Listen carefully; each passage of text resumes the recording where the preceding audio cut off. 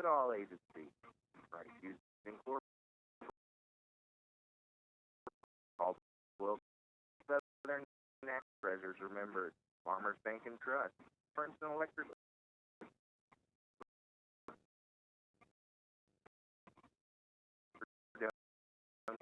And planters.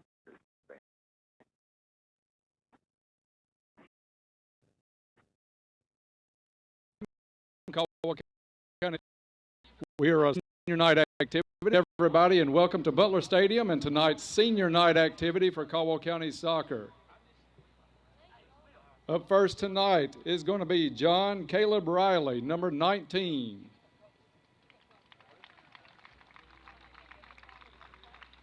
Caleb is a forward and the son of Harold and Debbie Riley. Caleb played soccer for 13 years total, 7 years JV and varsity. Caleb has received the Coaches Award 2 years, the Academic Award for 3 years, and Caleb attends First Baptist Church and is involved with the youth group. Caleb is also involved in FCA and National Honor Society. Caleb plans to attend Murray State University in the fall. Number 19, John Caleb Riley.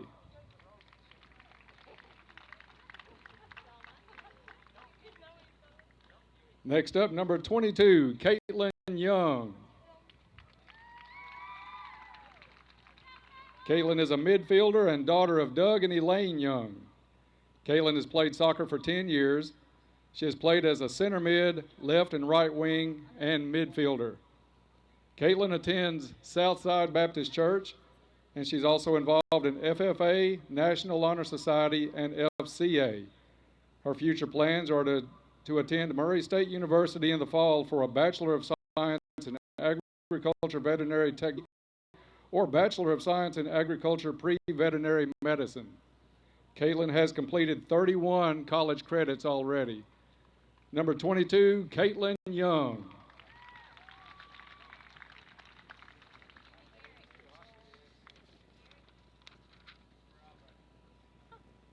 The next Tiger tonight is number 34, Garrick Murava. Garrick is a forward and the son of Donnie and Whitney Smurava. He has played soccer for 12 years and played the positions of goalie, forward, and midfielder. Garrick was voted Most Improved Varsity 2013 and received the Hart First Goal Award also in 2013. Garrick attends Cedar Bluff Baptist Church and is also involved in FCA. Garrick's future plans are undecided, but he will be attending Hopkinsville Community in the fall of 2017. Number 34, Garrick Smurava.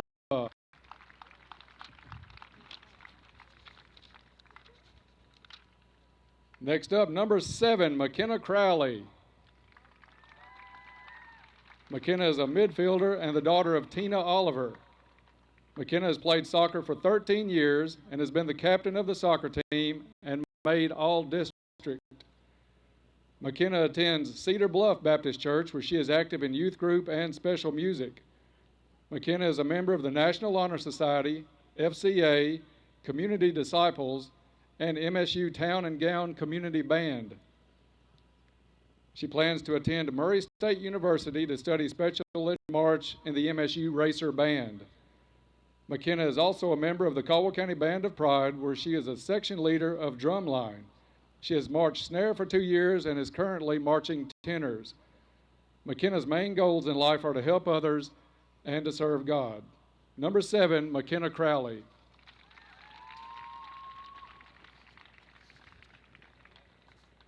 The next Tiger up tonight is number 11, Warren Forsyth. Warren is a defender and the son of Chris and Molly Forsyth. Warren has played Caldwell County varsity soccer team for 2 years. He has also played tennis varsity team for the past 6 years and represented Caldwell County level in 2015 and 2016. Warren attends Northside Baptist Church and is involved in FCA. His future plans are to attend college. Number 11, Warren Forsyth.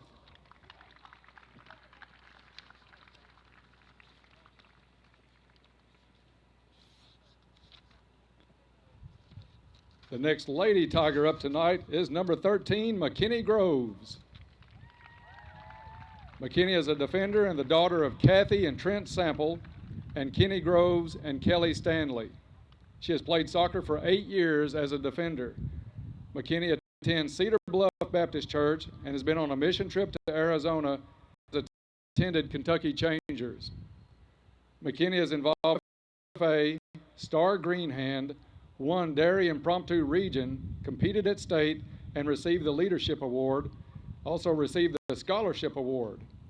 She is a member of the National Honor Society and Community Disciples, where she tutors younger kids. She is also involved in FCA, and she is vice president of HOSA. In the future, she plans to attend Madisonville Community College and receive her bachelor's in nursing. McKinney has 1 sister and 5 brothers. Number 13, McKinney Groves.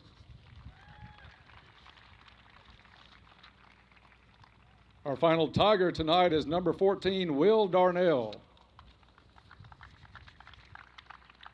Will is a defender and the son of Kent and Suzanne Darnell.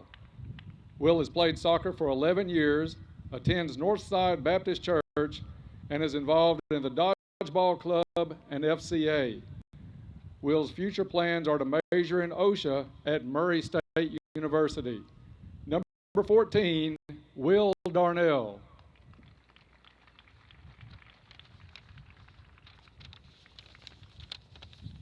And our senior tonight is number 15, Mackenzie McGregor.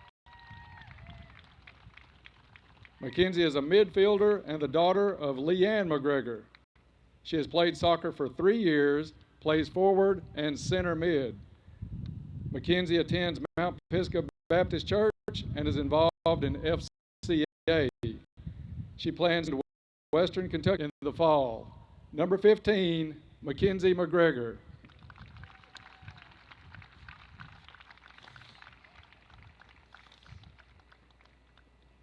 And how about one final round of applause for all of the seniors tonight here on Senior Night.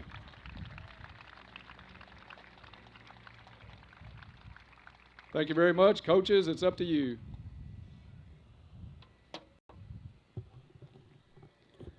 And we are back with the Tiger Senior Night activity here at Butler Stadium. Caldwell County Lady Tigers will be on the field first at 5:30 to neighborhood, as we ran just a little bit over with the Senior Night activities. They'll take on the Ballard County Lady Bombers tonight.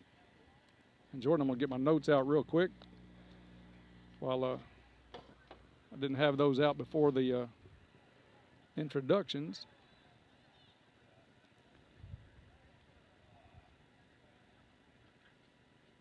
We will have Macy Janina and Jordan Dunn with us tonight on the broadcast, so hope you'll stay tuned for that. Everything's streaming live tonight, including these Senior Night ceremonies, on WPKYonline.com, so you can tune in for that and catch it online. Jordan had a great stream of it here tonight. We'll have both games tonight. The boys will play around 7 o'clock tonight here at Butler Stadium. Both teams as play next week. The play on Monday night. Of course, the Lady Tigers regular season district champions this year, so they drew the number 1 seed in that tournament. They'll take on the number 4 seeded Dawson Springs Lady Panthers.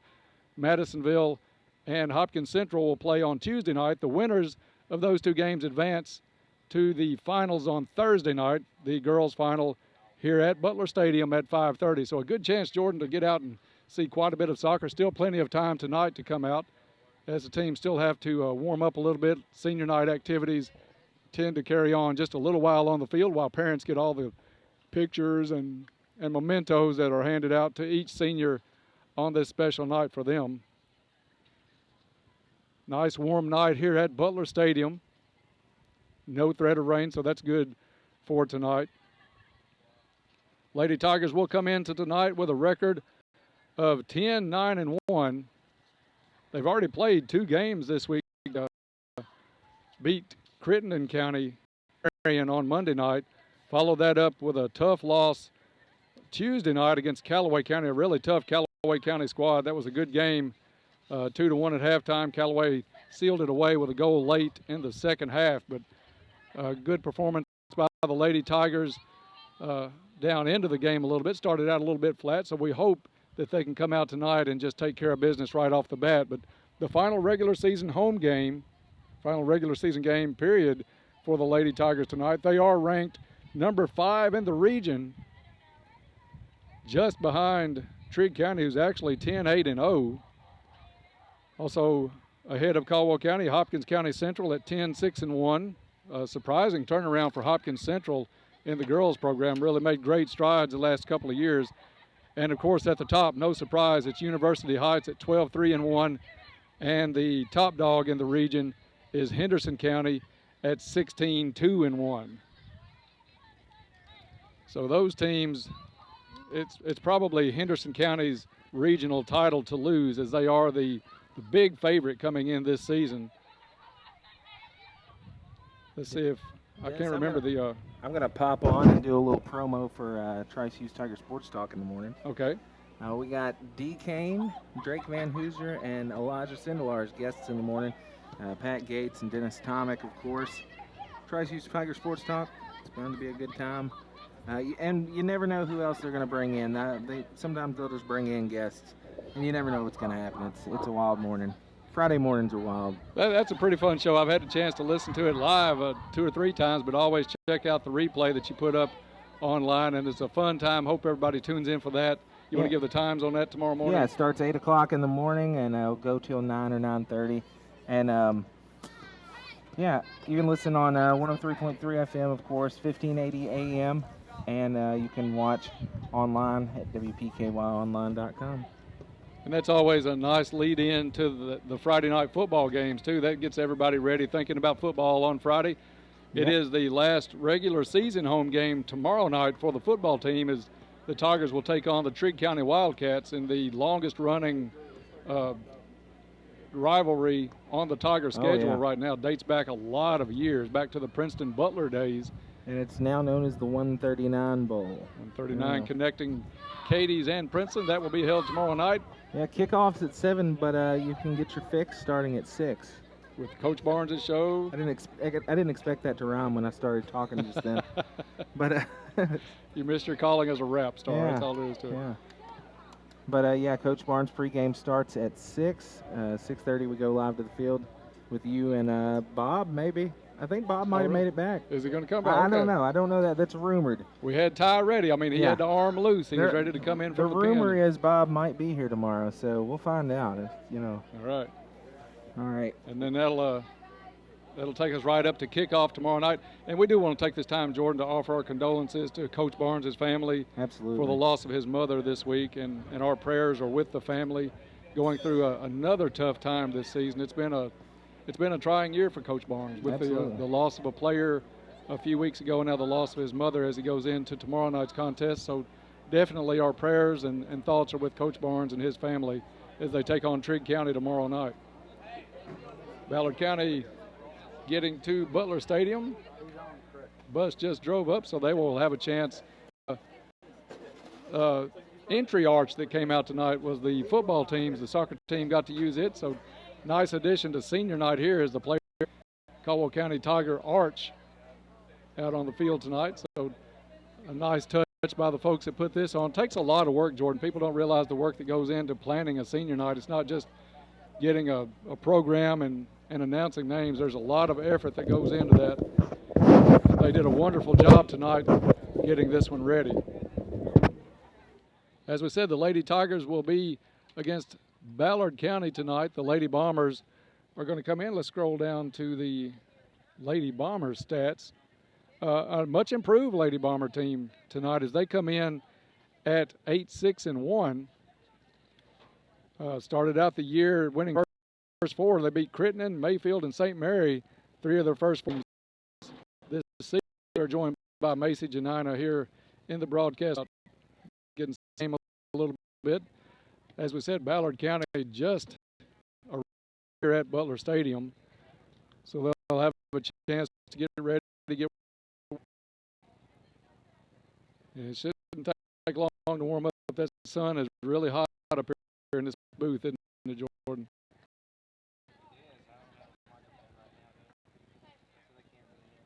Oh, we'll have the game is scheduled for a 7 o'clock.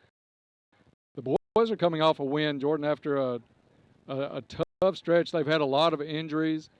They got back in the week against Union County. I think that one was 5-2. So congratulations to the boys team to get off the slide a little bit and pick up a win right here before district tournament action. And Macy will get settled in her headphones and get ready. Good evening, Macy. Glad I could too. We were talking about Caldwell County's schedule this week. Already a couple of games under their belt. A big win against Crittenden County.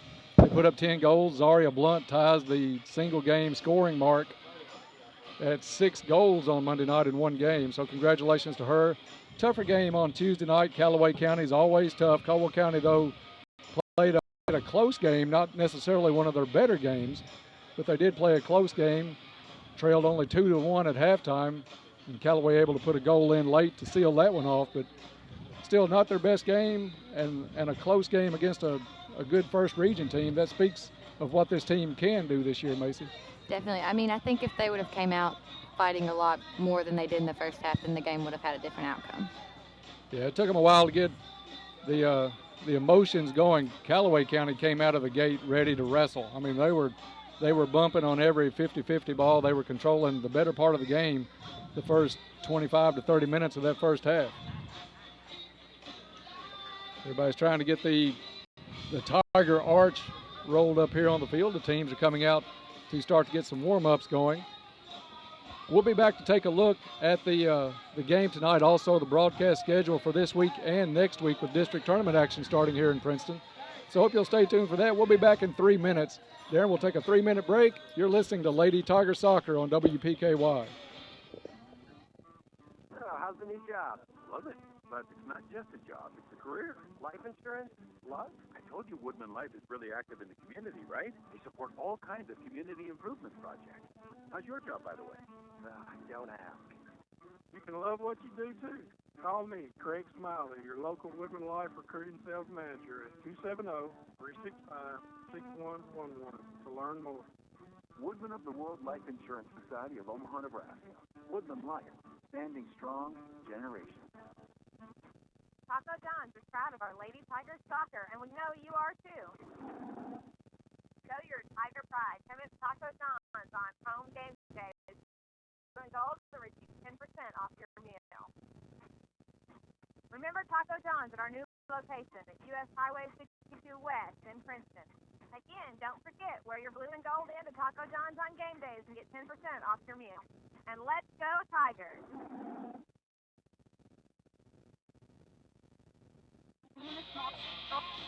I look forward to on Friday night is Tiger football. We can't treat the Tigers, but we can treat you. Hi, I'm Krista Futrell from Princeton Health and Rehab. Have you had surgery from an old injury? Our physical therapy, occupational therapy, and speech therapy 7 days a week. Still in the comfort of your own rehab suite. We accept Medicare and most major insurances. Don't let that old injury keep you out of the game of life. Call me at 270-365-3541. We're your neighbors. We're your friends. For Princeton Health and Rehab. Here's a special message for Ben and Ryan Electric members. Ben and Ryan Electric is conducting member satisfaction surveys by telephone in October. Calls will be made from 5:30 p.m. to 8:30 p.m. Monday through Friday, and on Saturday from 10 a.m. to 6 p.m. The survey will take about 5 to 7 minutes. The surveys will help identify overall member satisfaction and the use of Electric to ensure superior service to members. We thank you in advance for your time and cooperation. Ben and Ryan Electric, your touchstone energy cooperative. Welcome back to Butler Stadium. We're about to get underway here as the Caldwell County Lady Tigers take on the Ballard County Lady Bombers. Dennis Stevens, Macy Janina, and Jordan Dunn with you tonight to bring you all the action. Harold Riley will join, I'm not sure, I know he'll join Jordan up here for the boys game. Not sure who will be with Harold tonight for the boys broadcast, but that'll be coming up about 20 minutes after the completion of this girls game. Macy, this team, if you look back, it's hard to believe this is already senior night. The soccer seasons just tend to fly by. Even when my kids played, when you played, it seemed like you were doing the preseason conditioning, then you had the 2 scrimmages, and everybody was saying, "Oh, we're going to be so bad," or this and that. Just kind of as more parents than players do after scrimmages, but the season put the schedules on record as they had and UHA in a 3-game span. I don't know of any tougher 3 games you could really put together in this area for a team. They picked themselves up from that. They learned a lot. Now they come in as the number 5 team in the region and a chance to have their first winning season in 5 years. And I think that'll help them going into district, knowing that they're probably going to see another tough team like Henderson or UHA, even see Hoptown or Christian County again. So I think starting off their season the way they did and finishing it the way they are, it'll be a lot better of a district and regional tournament for them. Well, they did win the regular season district championship, a big win over Madisonville at Madisonville during the regular season, so that gives them the number 1 seed. They'll start that district tournament here at Butler Stadium on their home field on Monday night with a 5:30 game against Dawson. Should they win that, they advance to the Thursday night championship game, also at 5:30 here at Butler Stadium, against the winner of Hopkins Central and Madisonville. And that's going to be a pretty good game because Hopkins Central is much improved this year. They're actually ranked ahead of Caldwell County in the region right now. So they're going to come in, and that'll be a good game. I think that's on Tuesday night. The winners play on Thursday. But I know Coach Jacobs wants that district championship in his first year. That's a goal. It has been since the start of the season. A district championship also gets you a district runner-up in the following week's region. And that's also big because you've been on both sides of that ball. Definitely. I mean, the Madisonville-Hopkins Central game it's going to be a really close call. Normally you can tell kind of who you're going to play the district championship, but the last game they played, I'm pretty sure it was a PK shootout, so it's probably going to be just as close then. Regardless, whichever one comes out is definitely going to want that district title as much as we do. And then hopefully we do get the district title, and it'll be a much easier. It'll be a lot easier on them if they can win that district title. And the regional players, we pick out your thoughts on it. One we always talk a lot about is Lainey Fletcher. I think experience-wise, she's improved. Maybe not even endurance or anything like that, but she's learned how to kind of channel her aggressiveness and to not get as many calls, which is a really tough thing to not get a call if you're a really physical player, but she's learned to kind of tone it down enough to where she does it just to where she won't get that yellow card, which is, it helps a lot to not have yellow card after yellow card, right, because your team worries, well, what if she gets a red card and then she can't play? And then another one I would say is McKenna Crowley. She's definitely stepped up as the senior that you would expect her to step up to be, and she's played a much better game this year than she did last year, and that's saying a lot because she had a really nice year last year and really every year that she's played. And I think that might have a little bit to do with her being a senior and it being her last year, but she's definitely stepped up. Even when she was hurt, she was still trying to lead the team and do what she needed to do from the sideline. And let's see, last one.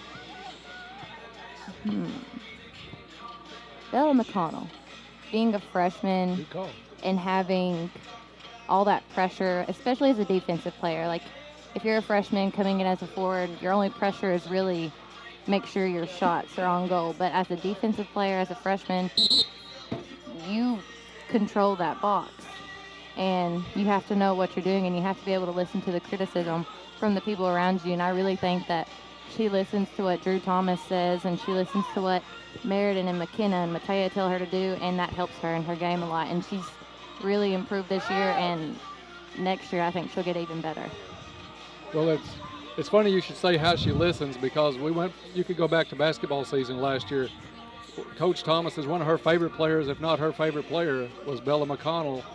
And I think it's the coachability that Bella brings, not just from Coach Jacobs or Ashley Holt, the assistant coach, but like you said, from upperclassmen that are playing that defensive line with her. She doesn't take anything personal. She takes every bit of of advice to heart and gives a full effort anytime she takes the field. And I think Coach Jacobs has done a really good job this year as being a first-time coach for this team, and they haven't really rejected him as a coach like you would kind of expect a team to do, to be a little upset that they have a new coach and that their season was really hard and they were losing at the beginning, but they stuck with it and kept listening to what Jacob said, and they're a much better team for listening to what he says because he knows exactly what he's talking about, and he only wants them to win, and he wants the best, and that's what they're doing. Tell me some of the things he may have said to this team, and with your sister playing on there, you may know some things. When they were 1-3, or 1-3 start out this season, playing this tough competition, what does a new coach tell this team to really keep them in the game, keep them believing in the program, and come out and have a chance already with a district regular season championship and a chance for a postseason championship? Well, from the beginning, I know, being at the parent meeting with my mom, he pretty much told them that he knew it was going to be a tough season, and he knew that the first few games were going to be really difficult, like him learning their playing styles, them learning his coaching styles, and he just kind of anticipated that it was going to be a little bit difficult in the beginning. But I think he just pretty much said, stick with me, ride through it with me, and we will both come out on the other side a much better team. You do it, or you announcing the players? No, I think Coach Jacobs is. A little talk with the referees, wondering who's going to do the opening lineups tonight and the national anthem. I thought they were asking me, Jordan, if I was going to play if I was going to sing the national anthem. Yeah, that's Dennis. That is the first and last person that would ask me to sing the national anthem. I'd make Roseanne Barr sound good. Players coming off the field now as we will get ready for the starting lineups. And Mason, we talked about this one time earlier in the season. If you want to touch on it real quickly before we get to the Ballard County lineups, and if we get caught by the national anthem, we can come back and proceed with it. How much has Ashley Holt coming on as an assistant coach and being not many years removed from the program, how much has that helped this program? Quite a bit. Even in the defensive part, Ashley was always an offensive player, mainly a forward player. So definitely you know that she's going to bring those aspects, how she shoots, how she can get around a defensive player, and I think that the forwards have really listened to her on that. But I think at the same time, the defensive players still listen to the advice she has. Even though she wasn't a true defensive player, she knows what she's talking about because she's played the game for so long. So I think that her being so young and knowing them, even, like, she knows their siblings, she watched them grow up. So I think they listen to her and they really respect her for what she's trying to help them do. And she's got to be one of the most positive coaches I think I've ever seen. We come in generally during the JV game to get ready for our broadcast. We'll walk by the bench, and she's giving somebody a compliment. I don't know how many games the JV has played here at home. Every time I've come through, she's been giving a player a compliment, and I think that goes a long way, especially at that JV level, that you have somebody that has confidence in you like those players know Ashley does. And even whenever she critiques them, she doesn't do it in a harsh manner. She does it to where they'll listen. I mean, you can't say something mean to somebody and hope that they listen to you. So she knows how to coach. I mean, she probably learned from her father. He was a really good coach. And so I think that it just kind of, maybe it's in her blood that she's a good coach. Did Jerry pay you on the way up to? No, but he can pay me anytime. I'll take it. Our friend Jerry Holt was a very good coach JV for several years here at Caldwell County, so we have a lot of fun with him, a good friend of ours here on the broadcast team. We are getting set for the starting lineups, and I don't know if they're going to do the national anthem before the lineups or not, so we'll just keep it here for just a second. As we said, Caldwell County taking on Ballard County today. Comes in with a respectful record tonight at, what did we say that was, 10-8-1 on the year, 5-6 in the region, only 2-6 in their district. But they do, they have a win over Paducah Tillman. They have wins over Crittenden County.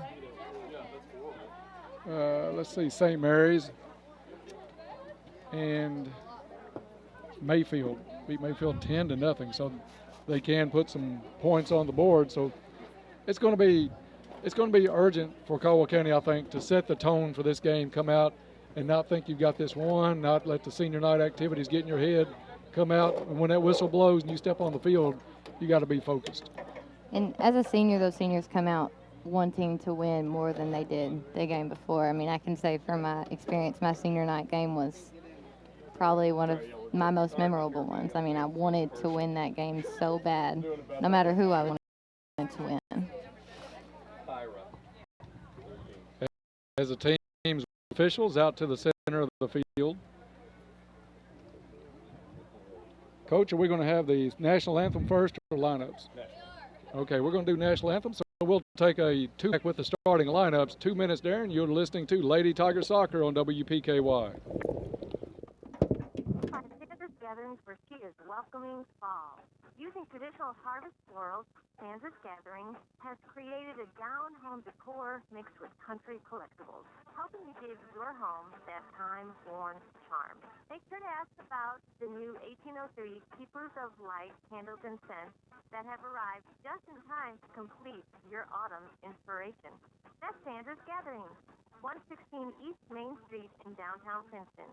Phone 270-365-4000. Princeton Drug Company, 103 West Main in Princeton, proudly features low-cost prescriptions and friendly service. Princeton Drug offers 10-pound delivery, in-store pickup, or a convenient drive-through window. Princeton Drug has a wide selection of Christian greeting cards for every occasion. Princeton Drug is open Monday through Friday, 8:30 to 5:30, and on Saturday from 8:30 to 2:30. No deliveries on Saturday. Princeton Drug, 103 West Main Street, Princeton. Phone 365-5585. Whether it's a new addition to your home, a family vacation, bill consolidation, medical bills, starter loan, auto loan for auto repair, whatever your need might be, let ABC Finance and their friendly staff help you. ABC Finance can help you through the tough times. Stop by or call ABC Finance today, located on 62 West of Princeton Plaza in Princeton. Phone 365-7444. Call Jody Lamb or one of the friendly staff and they will do their best to get the money you need. Say, what's for lunch? Breakfast. Breakfast for lunch? Yep. Then what's for dinner? Breakfast is. So, wait, is lunch for breakfast? No, breakfast is for breakfast. With McDonald's all-day breakfast menu, anytime is delicious breakfast time. Yeah, where are you going? Man, I'm heading to McDonald's. Have a good afternoon. Don't you mean good morning? I do now. Get 2 Egg McMuffin sandwiches for $3 on McDonald's all-day breakfast menu. For a limited time, prices and participation may vary. See store for details. McDonald's all-day breakfast menu varies by location. Buchanan. Welcome back to Butler Stadium. Starting lineups being introduced now for tonight's game. The Lady Tigers and the Lady Bombers here from Butler Stadium. Number 6, Emma Kimbrough. Macy, hopefully just 3 more games with the sun coming over the Hosier Mill, because if we win the district, we'll have to play 2 more times next week at 5:30. Number 1. A boo from Jordan. At least it'll be cooler, I think. Next year we'll move it. And there will be seniors in the lineup tonight for Caldwell County. Jordan, that might be just a little loud. I can hear a rattle on mine. Might be just a little loud. I can hear just a little rattle on that one. And the 4 seniors will be in the lineup tonight for the Lady Tigers. Drew Thomas, the keeper, number 0. Number 1, Taylor Freeman, number 1, will play midfield. Number 2, Mackenzie Smiley. Mackenzie Smiley, number 2. Number 7, McKenna Crowley. McKenna Crowley, number 7. Number 11, senior. Blunt. Zaria Blunt, number 11. Number 12, Matea Butts. Matea Butts in the lineup. Number 13, McKinney Groves. McKinney Groves, another senior. Number 14, McKenna Jackson. McKenna Jackson, number 24. Number 16, Meriden Janina. Meriden Janina. Number 20, Bella McConnell. Bella McConnell. And number 22, Caitlin Young. And Caitlin Young. Mackenzie McGregor, the lone senior, not starting tonight, but that's due to injury, as she has a high ankle sprain and was not going to play this week. We knew that coming into Tuesday night's game. So the 4th senior, Mackenzie McGregor, sidelined until hopefully next week during the district tournament. Caldwell County in the home white. And Macy, this is are there many emotions if you're not a senior as you come out for the last regular season game? Yeah, I think the juniors that have played with the seniors for as long as they have definitely feel a little bit emotional that it's not their last game, but it's their last regular season game. And so they want the win just as bad for those seniors. Then again, I think the freshmen that this is their first year playing with those seniors on the field feel a little sad that their leaders are leaving them, that they're not going to have them there next year. And it is a little weird not seeing the same people every single year that you're playing. So I think the team overall is going to want this win just as bad as those seniors are. And being a parent that's been around this for literally decades now around soccer, you start to look out and see some of the girls wearing some familiar numbers. Of course, Meriden's wearing your 16, McKinney Grove's wearing Cortland's 13. You look for that over the years, who fills into those jerseys, and it's kind of a fun thing to do when you're around the soccer family as much as you and I have been over the last several years. Right. I mean, Meriden's, me and her have always had 16, and Corey and Clayton always had 2, so it was just kind of like a family thing. But I think if she wouldn't have got 16, I would have still been okay with whoever had it, as long as somebody on the field had it and they actually still use the number. Well, if you're still in this booth in a couple of years, we'll see who steps into that one and tell them that they have some shoes to fill. Oh, the Ballard County jerseys match the keeper jersey for Caldwell County, as Drew Thomas has a black jersey on, so they're taking her a red penny, practice penny out there right now to put on. So that's the delay to start this one. We're about to get this one underway. Caldwell County will have first possession. Zaria Blunt, Mackenzie Smiley in the center circle, ready to kick this one off. Hey, here we go. Reminder, the boys' game will take place about 20 minutes after this one with Harold Riley, so I hope you'll stay tuned for that. Caldwell puts it in, looks to make the cross, kicked out of bounds by Ballard County. It'll be a throw by Mackenzie in the far corner. Comes in, feedback from Taylor Freeman. Mackenzie takes it to the center. Nice rebound goes to Zaria Blunt. Now Ballard catching back up the field. Back by Zaria. Meriden keeps the ball on Caldwell County's end. They get it over to McKenna Crowley. Ball's going to go out of bounds, and it'll be Caldwell throw in from the side. Smiley will come over to take this throw. Just underway here at Butler Stadium. Big throw in the middle, looking for Zaria. Caitlin Young gets the rebound, puts another attempt on goal. That also blocked over to the far sideline. Ballard takes it out. McKinney Groves keeps it back in play to Taylor Freeman. Taylor with a nice feed over to Meriden Janita. Meriden changes side. A little past her. It'll go across the end line for a goal kick. Macy, you got to think after that Callaway game, passing to possession, passing to feet was one of the emphasis points that Coach Jacobs had in practice, I'm sure, before this game tonight. And it's kind of like you want to give it a little bit in front of their feet, but only a few steps. You don't want to give it so every time, everything they have built up in them, and then it's just kind of wasted. He said for about 20 minutes against Callaway, they were playing basically kickball. Just right. Kick it as hard as you can. As Ballard gets it into their offensive end for the first time tonight, stolen away by McFreeman. Taylor with a nice drop off to Caitlin Young. She gets loose with it, goes across the sideline. It'll be Ballard throw right at midfield. Hey, here we go. Win it right back and go forward. Big throw in's going to come in. Bella McConnell there with the first touch for Caldwell County. Kicked out of bounds by Ballard. It'll be a Caldwell throw. And McKinney Groves will take care of business on that side. Good header with contact by Caitlin Young. Did Caitlin get called for the... No, she didn't get called for the foul. Went out of bounds off of Caitlin, so it's Ballard throw. Kind of a jumbled possession right now for Ballard. A lot of people around the ball for both sides. No real spacing going on. Taylor Freeman able to get it away. Zaria 3 on. Has a drop over to... Tried to put the one-touch drag on it. Unable to get it. Stolen to the sideline and out. They're going to call that off a Ballard player. It'll be Caldwell County throw just in front of where the parents sat down by the concession stand. Lady Tigers going towards the Washington Street end of Butler, and Ballard towards Main Street. Feed in, easily picked up by the keeper for Ballard.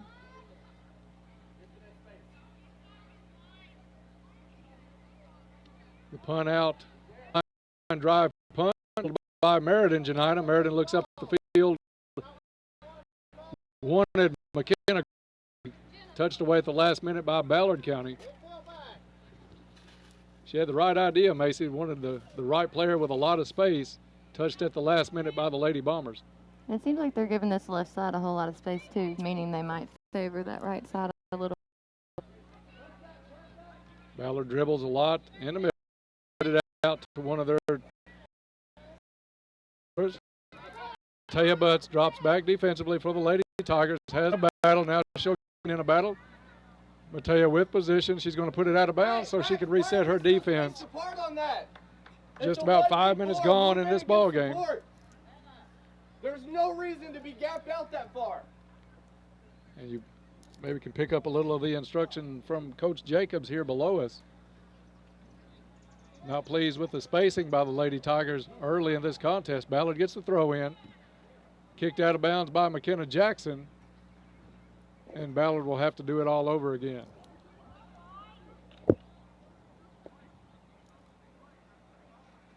.35 minutes left in the first half. I'm not sure where the ball went. Macy, it must have went out of the stadium. It's taking a long time to get this one back in. There it comes in. It'll be Ballard throw, almost down to the corner. No turn. And they're going to call her for the bad throw. Turnover takes it to Caldwell County. Throw comes in to McKenna Crowley. McKenna with a nice field switch, looking for Caitlin Young, far side. Caitlin against the covers. Ball still going around. Up to McCall. Nice feed to McKenna Crowley. That's twice. And it's a steal. Good touch by Mackenzie Smiley. Gets it across midfield. Caitlin Young takes it off a Ballard player on the far side. Throw in Caldwell County. Big throw to Taylor Freeman. Zaria Blunt comes up, trying to get those down. No call as Ballard returns the other way at the bottom of the midfield circle. Looking for the through ball, touched by Bella McConnell. Gets it over to McKinney Groves. Ballard comes up with it. Dropping back, Meriden Janina with a good play from the back side. Caldwell able to put it back in a battle pushed by Ballard. And no point, but nonetheless, they get the ball to McKenna Crowley into the left corner, makes one move around, gets it back to Taylor Freeman. Taylor had a shot for just a second, and it goes past the goalie, and that's going to roll all the way to the bar before it bounces off the bar. I don't know where Caldwell County was on the other side for the crash, but it was there for the taking. Macy, that thing looked like it was playing in slow motion. It was rolling super slow. Taylor wanted to make a shot. She couldn't get it on the right foot she wanted. She just kind of pooched it in, rolled by the keeper. I was just sitting there with my finger on the G, just waiting for it to go in. It looked like cold syrup coming out, getting to the goal, bounced off the post, and stayed in play. So we are back to the other end now as Ballard has it on their offensive end. Throw in down into the far corner. Bella McConnell with nice hustle down to the corner, tries to make the turn. Does a good job keeping it up in play, but it'll be off of McKinney Groves and a throw in for Ballard County.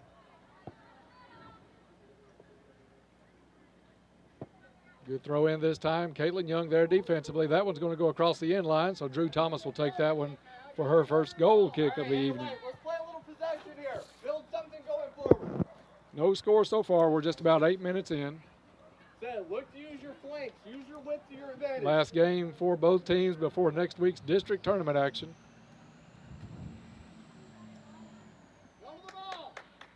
Thomas puts the ball in play. Big kick all the way out to Taylor Freeman, just shy of midfield.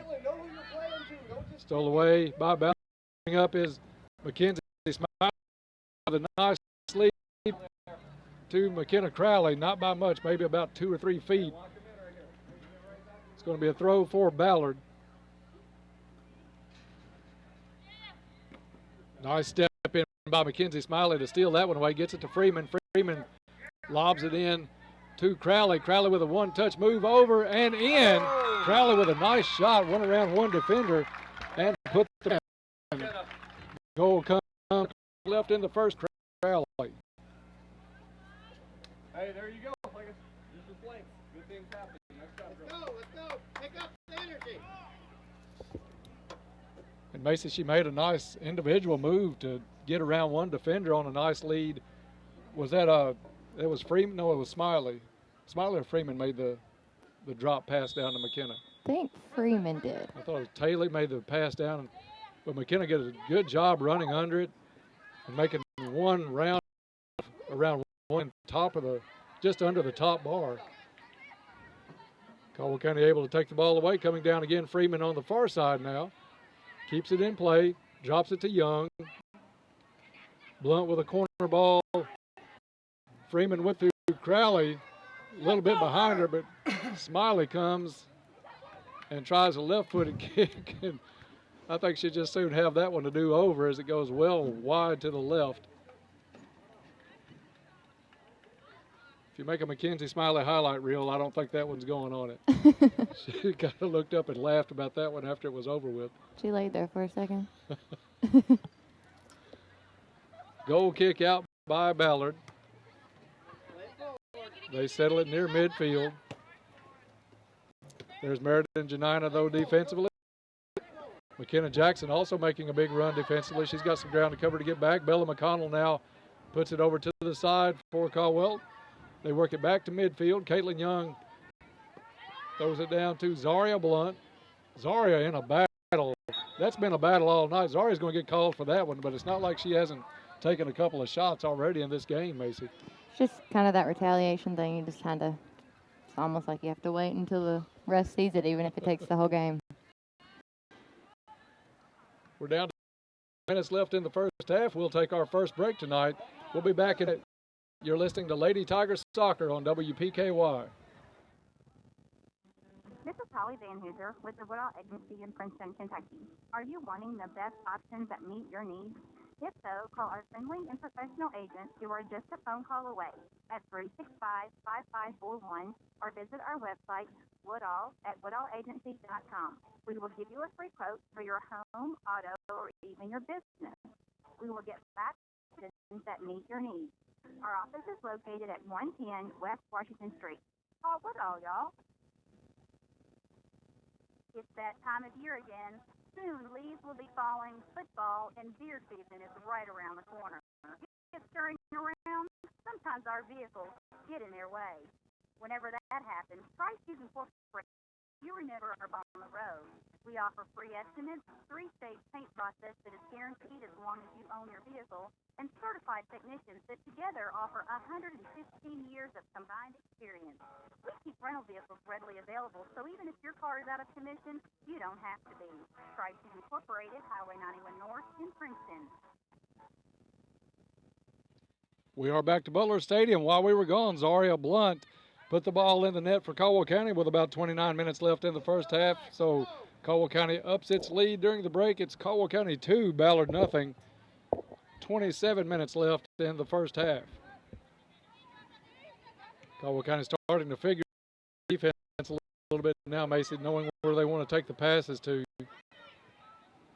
Right, and I think Zaria also kind of realized she might get a little bit beat up while she's down there. She just kind of has to keep going, and if they do in the box, she'll. Ballard now defensively takes. Matea Butts gets it over to Jackson. Jackson takes a bump, no call. Good play by Jackson to stay after that ball on the play. Crowley. Now the ball loose, 50-50 ball. One player goes down, kick to County. It'll be throw in for Caldwell.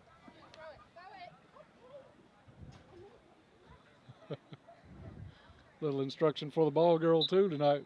That's her sister too, so probably plays a role into it. Mackenzie Smiley is going to come out for a break as Lainey Fletcher sees her first action tonight. Lainey normally in the starting lineup, but tonight being senior night, she's coming in as a sub.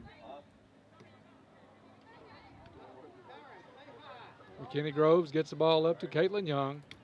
Picked off at midfield by Ballard. Now back to Groves. Groves mishandles the header. Goes against her. Down into Caldwell's defensive end. Across and a throw in for Ballard coming up.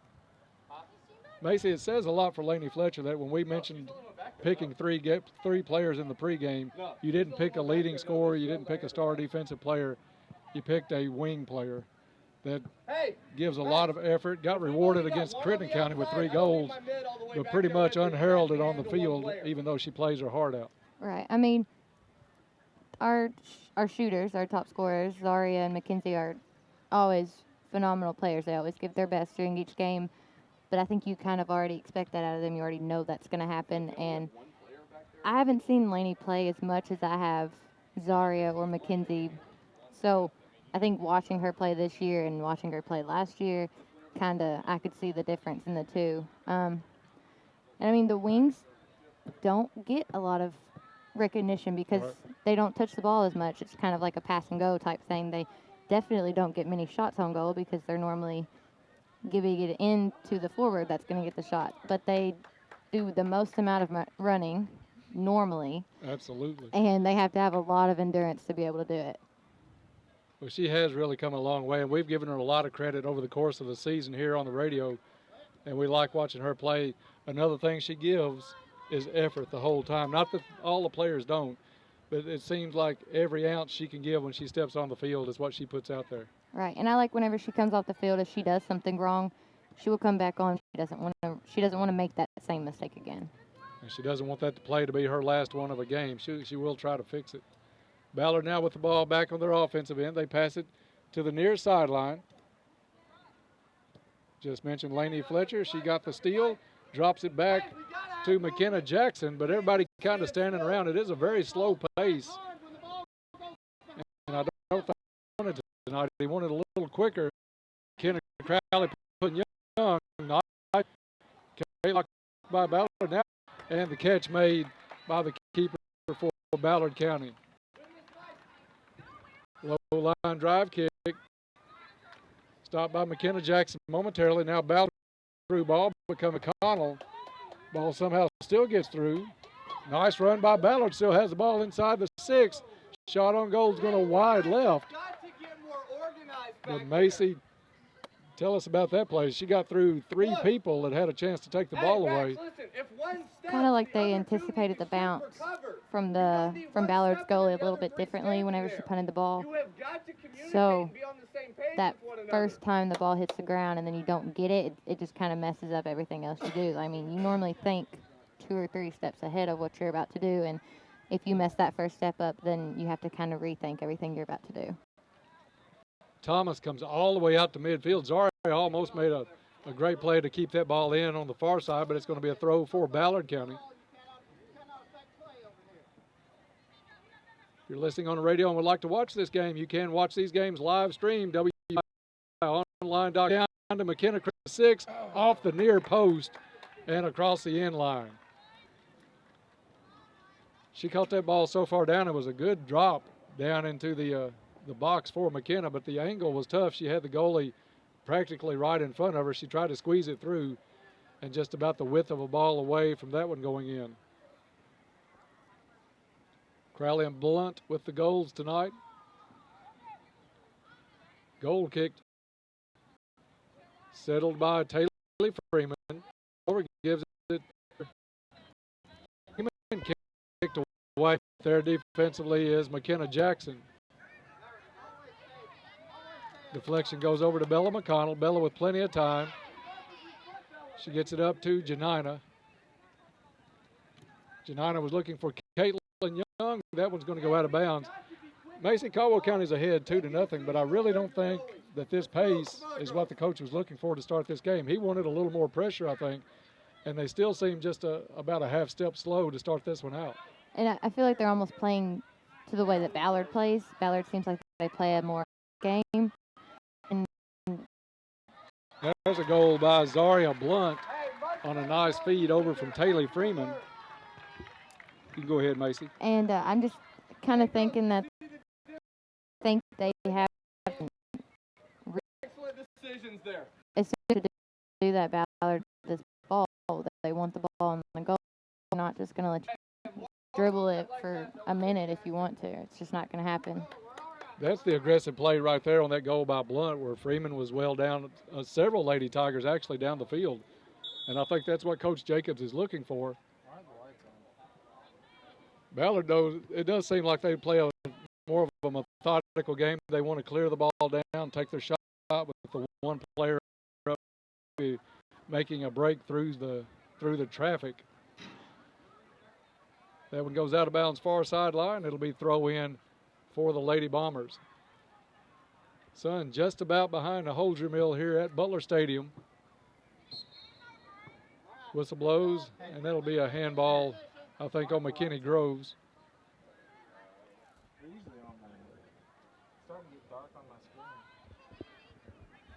And they're going to call the spot about 10 yards inside the offensive end for Ballard County. They put the ball in play, feed it over. It's McKenna Jackson with two players beside her. McKenna's able to come up and get it around. Now Laney Fletcher joins in, back to Jackson. Jackson clears it to midfield, off of a. Ballard brings it down, and she will kick this one down into the corner, and that will go off the post. I think it's still in play. That ball is not out of bounds, as one of the little quirks of Butler Stadium is that hill in that corner keeps a lot of ball in. Why is Ballard just standing there? Caldwell gets it back up for Freeman. Freeman with the touch against number 40. She puts it out, and that will go out of bounds across the sideline. It'll be a throw-in for the Lady Tigers. Throw-in comes to Freeman.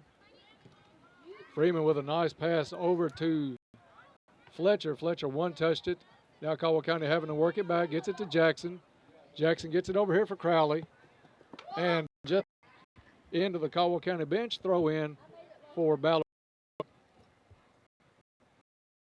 15 minutes left in the first half.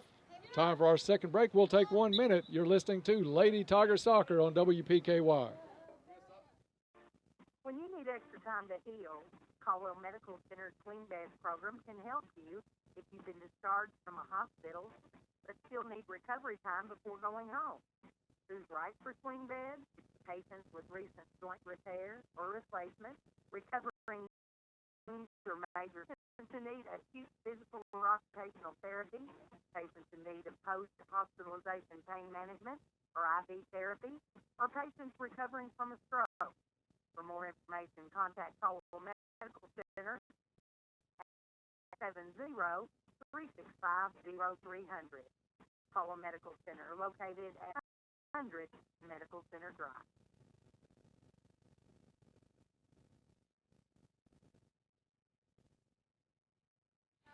Back to Butler Stadium. No scoring while we were away this time. Caldwell County had possession, stolen away now by Ballard County.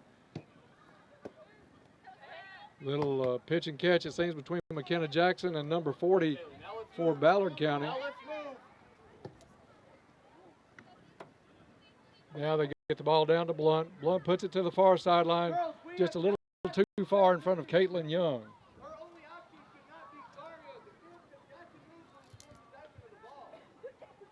Ballard quickly puts the ball back in play, goes out of bounds again. This time it'll be throw in Caldwell County. Maggie Ginn into the lineup for the Lady Tigers. Bella McConnell will get some rest. Ginn comes up to make the play. She goes into playing that defensive mid. Now Meriden Janina back for the Lady Tigers.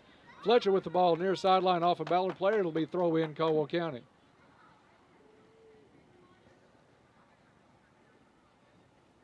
Throw in comes to Freeman, skips by her. Ballard takes control. Freeman able to come. Has a player on her back. Gets it over to Slob looking for Zaria. Two players there for Caldwell, but Freeman comes up with the rebound. Gets it back out to Fletcher. Fletcher looks over the field. Puts the lob up again.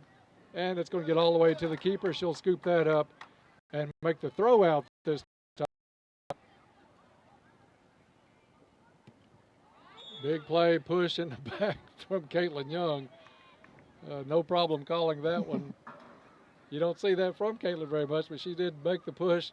It'll be her foul, and Ballard will take the kick from their defensive end. Caldwell County's boys trying to make it 2 in a row tonight as they'll take on Ballard County after this one. Tigers had a tough year with injuries, but picked up a big win earlier this week over Union County. Lob in. McKenna Jackson saves it for Caldwell County out to Fletcher. Fletcher held it too long, stole it away from the back. And Matea Butts will clear this one out off of a Ballard player. That'll be called handball. And Tigers will get a kick. Now free 10 yards behind the line in their defensive end. Ball goes up to Freeman. Bounces off her to Crowley in the foot race to the sideline. Ball goes out of bounds off a Ballard player. Throw in for McKenna. I think it's going to be Laney Fletcher, though, come in and take this throw. She's got Jackson and Ginn wide open for the drop. She goes to Ginn. And back to Fletcher. Quick pass looking for Freeman. Comes right back to Fletcher. Over to Ginn. Give it and go there. Looking for Crowley, but that one's kicked out of bounds on the side by Ballard.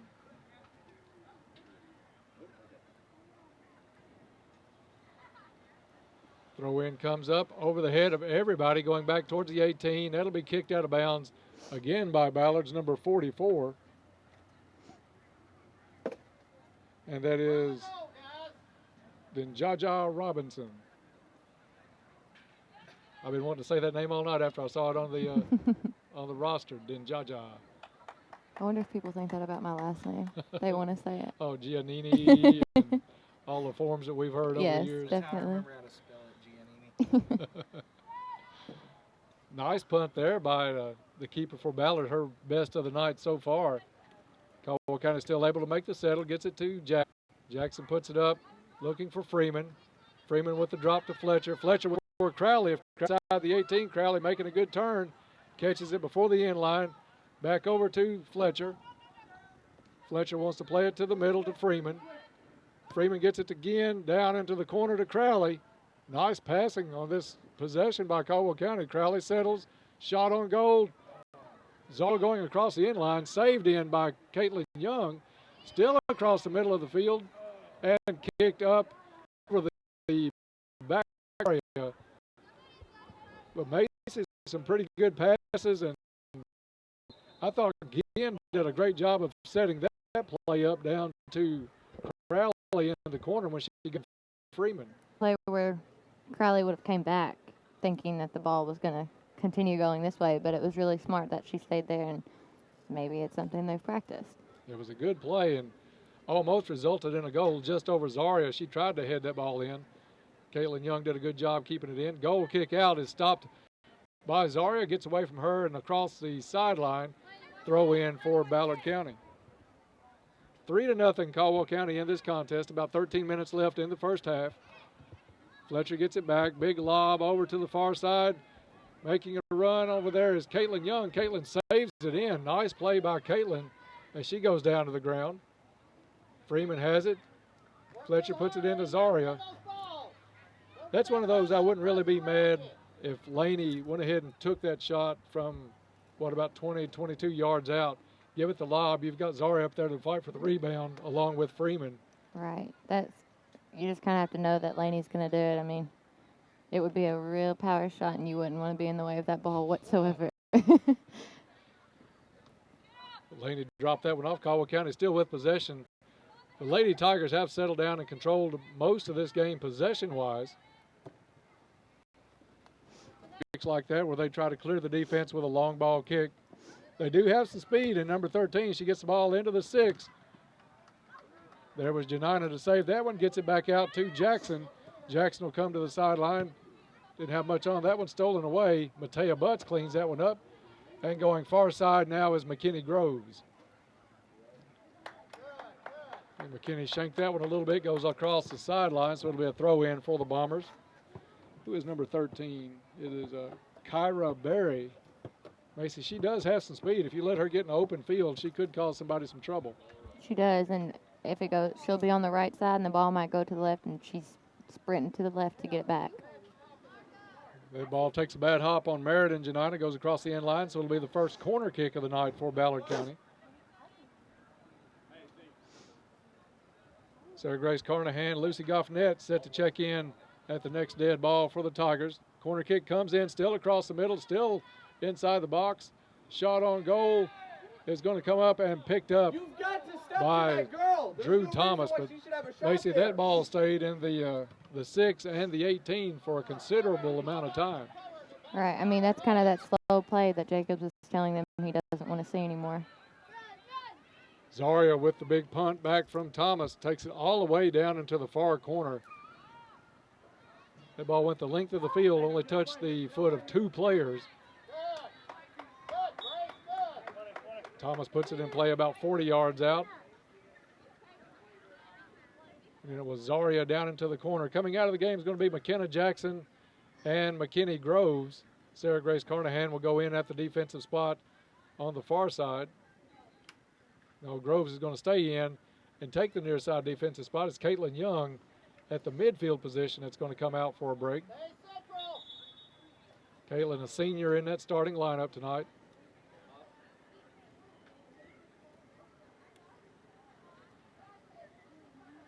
And let's see what the play is. It's going to be throw in for Caldwell County just in front of the student section. Carnahan takes it into Freeman. Freeman with a big lob for Zaria. On that side, dribbling through traffic. Looks like Fletcher coming in, and the ball's going to go in. And I think they're going to call. Did they give the goal on the crash? I think they did. Who are they going to credit that with? Because it was Fletcher with the kick. I think it was Trailer that was in there ready to charge it, so I don't know if it went in. To Fletcher.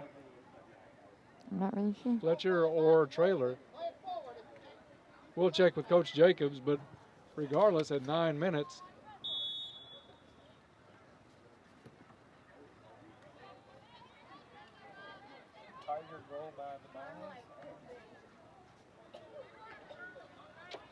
well, we could put that as an own goal for Ballard, as it did come off the keeper's hands, but on a nice shot by Fletcher.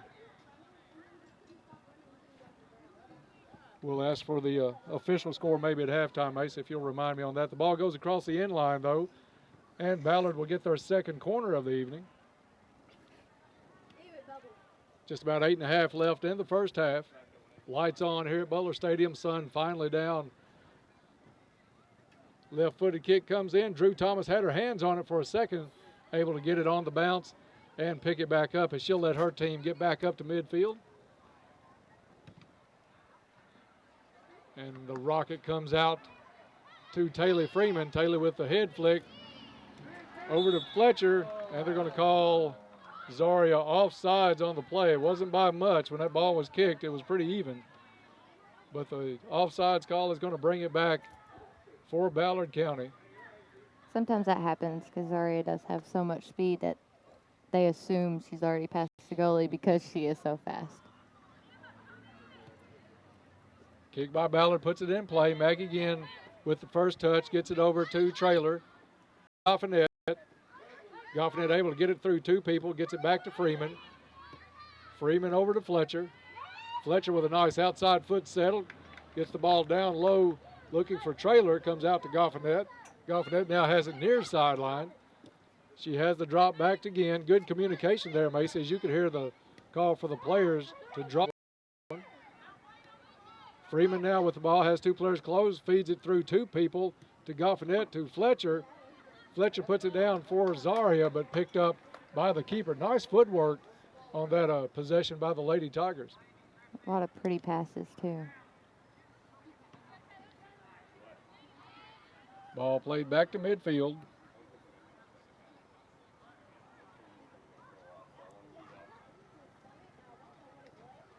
And goes out of bounds far sideline. Throw in for Ballard County.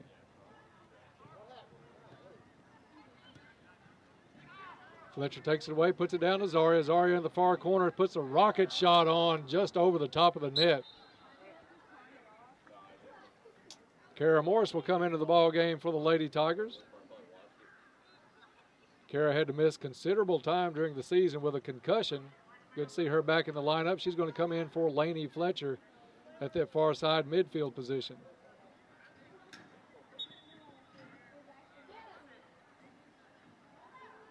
Ballard set to take the goal kick. Down to 6 minutes left in the first half. Caldwell leads 4-0. Gets it over to Freeman. Freeman points for the give and go. A lot of traffic there, Mace, as they tried to feed that ball. The 3 people stolen away by Ballard. That's going to go off the foot of Groves.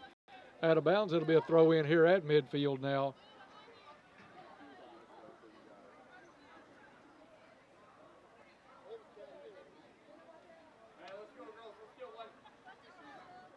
Macy, I'm trying to track down a Mr. number 18. This one, that's Maria Swatzel. Maria Swatzel. There it is, 18 at the bottom. And also Becca Seibert. Becca Seibert set to check in. Good play by Ginn. She's going to get called for the push. She actually made a good play. She avoided the contact, pulled up, and missed the Lady Bomber that was cutting in front of her. But when she did, she put a couple of hands on her back, gave her what appeared to be more of a push than it was. Janata gets the ball out. Shot on goal, though, by Ballard on the rebound. Stopped by Thomas. Easy enough. I don't need you standing in the 18. Don't give her a free shot there. Big booming kick over midfield. First touched by Freeman. Stolen away by Ballard. They get it down in front of Groves. Picked off there by Ginn. Ginn gets it to Freeman. Freeman makes a drop to Butts. Shift. The ball is on Groves the side keeps of the it in field. play. Shifters, Kicked out of bounds by Ballard County. You guys have got to be aware. Come on now. And Swatzel and Seibert will come in. Zaria Blunt will take a break. And senior McKinney Groves will come out of the lineup with 4:15 to play. Swatzel will take the throw in. She gets it in to Goffinet. Rebound kick goes up to Butts. Butts looks for Seibert at the midfield stripe. Seibert in a battle won by Ballard County, but there's Meriden Janita to come up defensively for the Lady Tigers. Trailer had a run on that one, about a half a step for making that one a good play. Freeman goes down over a Ballard County player. Still no call on that one. A lot of contact. That'll roll across the sideline. It'll be a throw in Caldwell County. Stay tuned at halftime. Macy will break down this first half, give us what to look for in the second half, and also take a look at the broadcast schedule, including tomorrow night's 139 Bowl with Trigg County. Again, wanted to clear that one, went off of a Ballard player. Did they call a handball on that kick? I think he did, but it was more of a face ball than it was a handball. Yeah, insult to injury there as Ballard's called for the touch. Sarah Grace Carnahan will get the free kick just inside the midfield circle. Ball played up, gets it to Seibert. Seibert has it over to Trailer. Trailer had an open lane. Now she does get around one player, puts a shot on goal. Touch shot just a little bit right. Pretty nice aim by Trailer to get that one. I think that's what she was trying to do, just take it inside that right bar. Didn't miss by much, but it goes out of bounds. Goal kick for Ballard. Macy, I think the keeper gets more of the goal kicks than the punts. She puts a little bit of a toe ball onto it and it makes it go quite a bit farther. Caldwell County looking to get it up to Trailer or Seibert. Pushed down over there is Kara Morris. No call on that one. They'll let them play through. Trailer picks it up, gets it to Goffinet. Goffinet sees Ginn. Ginn does get the ball. She had some pressure coming to her. Now they drop. Swatzel takes it off the stomach of a Ballard player in hard, so they're going to kick this one out and check on that player. Macy, you want to describe it? I know you felt it. It's a big knock of air out of you. Like you just fell 30,000 feet and don't have any air inside of you. Literally. takes about a minute, just catch your breath a little bit. But Ballard does not have a bench. So I'm thinking all these girls are going to be really tough tonight because they're not going to want to play a man down. So she does stay in the game. That's Kyra Berry. That's the one we talked about with so much speed, number 13. Able to stay in the ball game, so our hats off to her. Caldwell gets it up to Traylor. Traylor wanted Morris on the far side, picked off by Ballard, but there's Ginn defensively with a nice move. She gets it up to Morris. Morris plays it over to Freeman. Freeman wants to switch fields, looks it over. Goffinette drops it back to Freeman. And Macy, we're getting down near the end of the first half. You see the fatigue starting to set in a little bit. Flip that switch. The black one.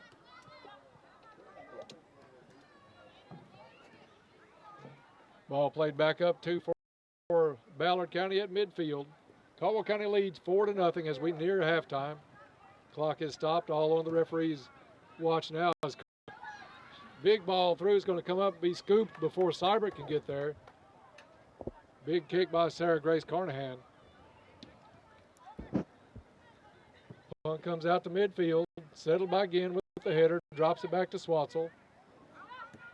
Swatzel takes it up to Freeman. And Macy, as on that bench, you got to figure fatigue is really going to be a big factor in that second half as they're starting to wear down just a little bit right now. Definitely. I'm thinking their endurance is pretty well if every single one of them can almost an entire half without seeming like they are really tired. And I'm sure they are very tired. At this point, they're having to suck. 10 minutes left in that second half is when you're really going to start to see them holding their shorts. Sometimes you get that second wind, too, that helps you a little bit. Played back by Ballard. Merritt and Janina there defensively for the Lady Tigers. Kicks it off a Ballard player and out of bounds. Throw in for Caldwell County. You're eliminating yourself out of the play. So I need you to check back, find that space. Throw in comes in far sideline. Kara Morse giving chase. Out of bounds on Ballard County. It'll stay Caldwell County ball at midfield.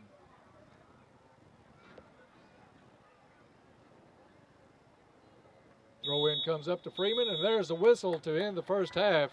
So after the first 40 minutes of play, it's Caldwell County 4, Ballard County nothing. We'll be back to recap the first half, look ahead to the second, and take a look at our broadcast schedule. All that comes up in 4 minutes, so stay tuned. You're listening to Lady Tiger Soccer on WPKY. You know that horrible feeling you get when you realize your debit card is not in your wallet or on your desk or anywhere? I'm Ty Engelbright with First Southern National Bank, and you no longer need to worry. All account holders now have the ability to temporarily turn debit cards on and off using our new mobile banking app. Download our new app today to start using mobile deposit, debit card on-off, and many more great features. First Southern National Bank, member FDIC.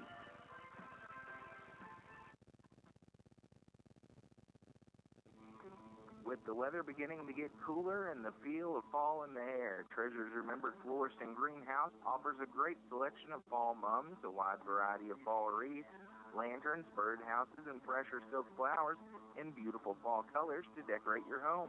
Treasures Remembered Florist and Greenhouse offers sympathy arrangements in fresh and silk flowers.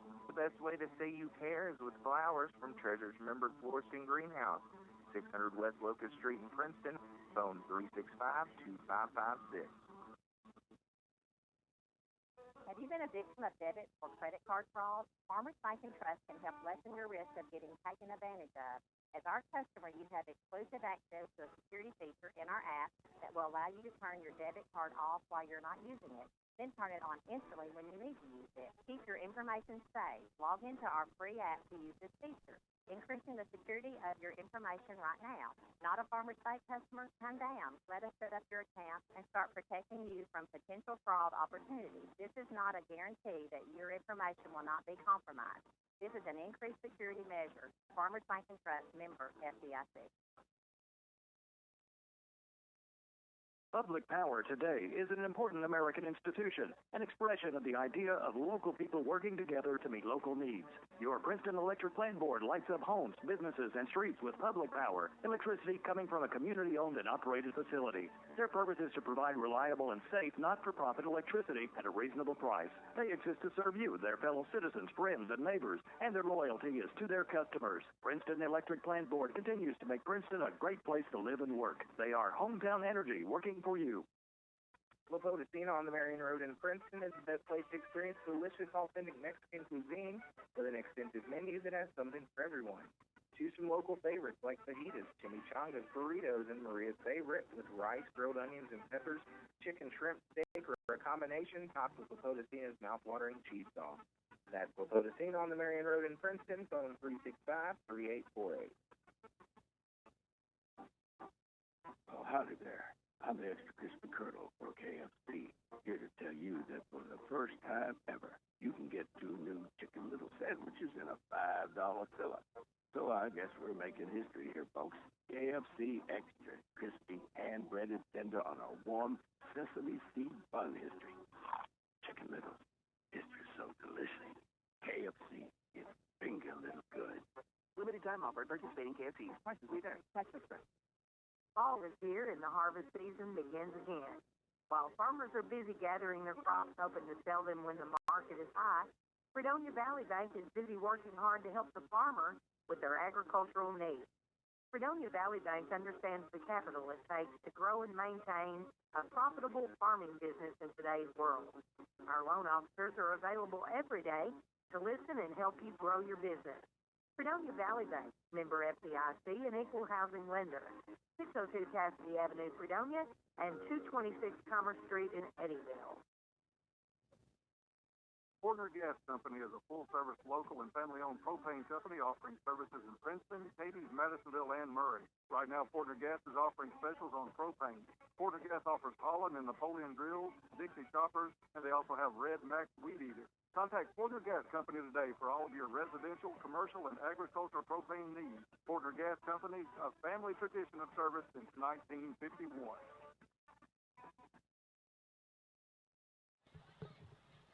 We are back to Butler Stadium. It's halftime. Caldwell County Lady Tigers lead the Ballard County Lady Bombers 4-0. Taking a look at the scoring in the first half, 8 minutes in, McKenna Crowley gets a goal on senior night, which is a special moment for her as she puts Caldwell County out 1-0. Only 3 minutes later, Zaria Blunt gets into the act as she puts in a goal unassisted. At the 21-minute mark left in the first half, Blunt on the scoreboard again, this time off the assist from Freeman. And closing out the scoring, about 9 minutes left in the half, it was Lainey Fletcher, who's become quite the scorer here the last few games with a hat trick on Monday. First half goal tonight as it goes off the keeper's hands on a nice, powerful shot from the side and rolls in through some traffic to make it Caldwell County 4 and Ballard County nothing.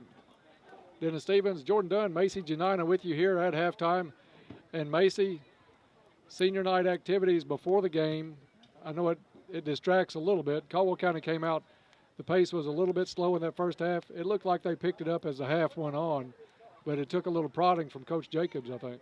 Yeah, it's an emotional time. I mean, I cried before, or ours was after the game, but I definitely cried.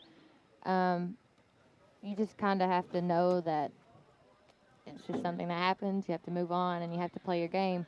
But I think the players themselves, even without Jacobs telling them they needed to pick it up, realized how slow they were going, and the ones who weren't getting it as quickly, the other ones were kind of like, hey, come on, let's pass the ball. Don't dribble it for forever. Don't keep it at your feet for a while. So I think they're kind of starting to catch on to what Jacobs is telling them the last 3 or so games to pick up the pace a little bit, which will help them to not need that instruction if they can realize it on their own. And that'll come into play a lot because you start playing the UHAs, the Henderson counties, even Hopkinsville, teams like that in that regional tournament. You're not going to have time for your coach to take you out, tell you what to do, and put you back in. You're going to have to make some adjustments on that field and also listen to the leaders on that field, whether it's the seniors, the captains, or maybe even a junior that is the vocal one on the team, because somebody on that team will stand up and start yelling out some things. On this one, You got to think Taylor Freeman directs a whole lot that's going on out there. Also, McKenna Jackson is pretty vocal in the backfield for Caldwell County. McKenna Crowley is going to let you know a little bit too. So those players will have to make adjustments and pep this team up. But you're right. You get to that regional tournament, you can't afford a 5 or 6 minute dead span.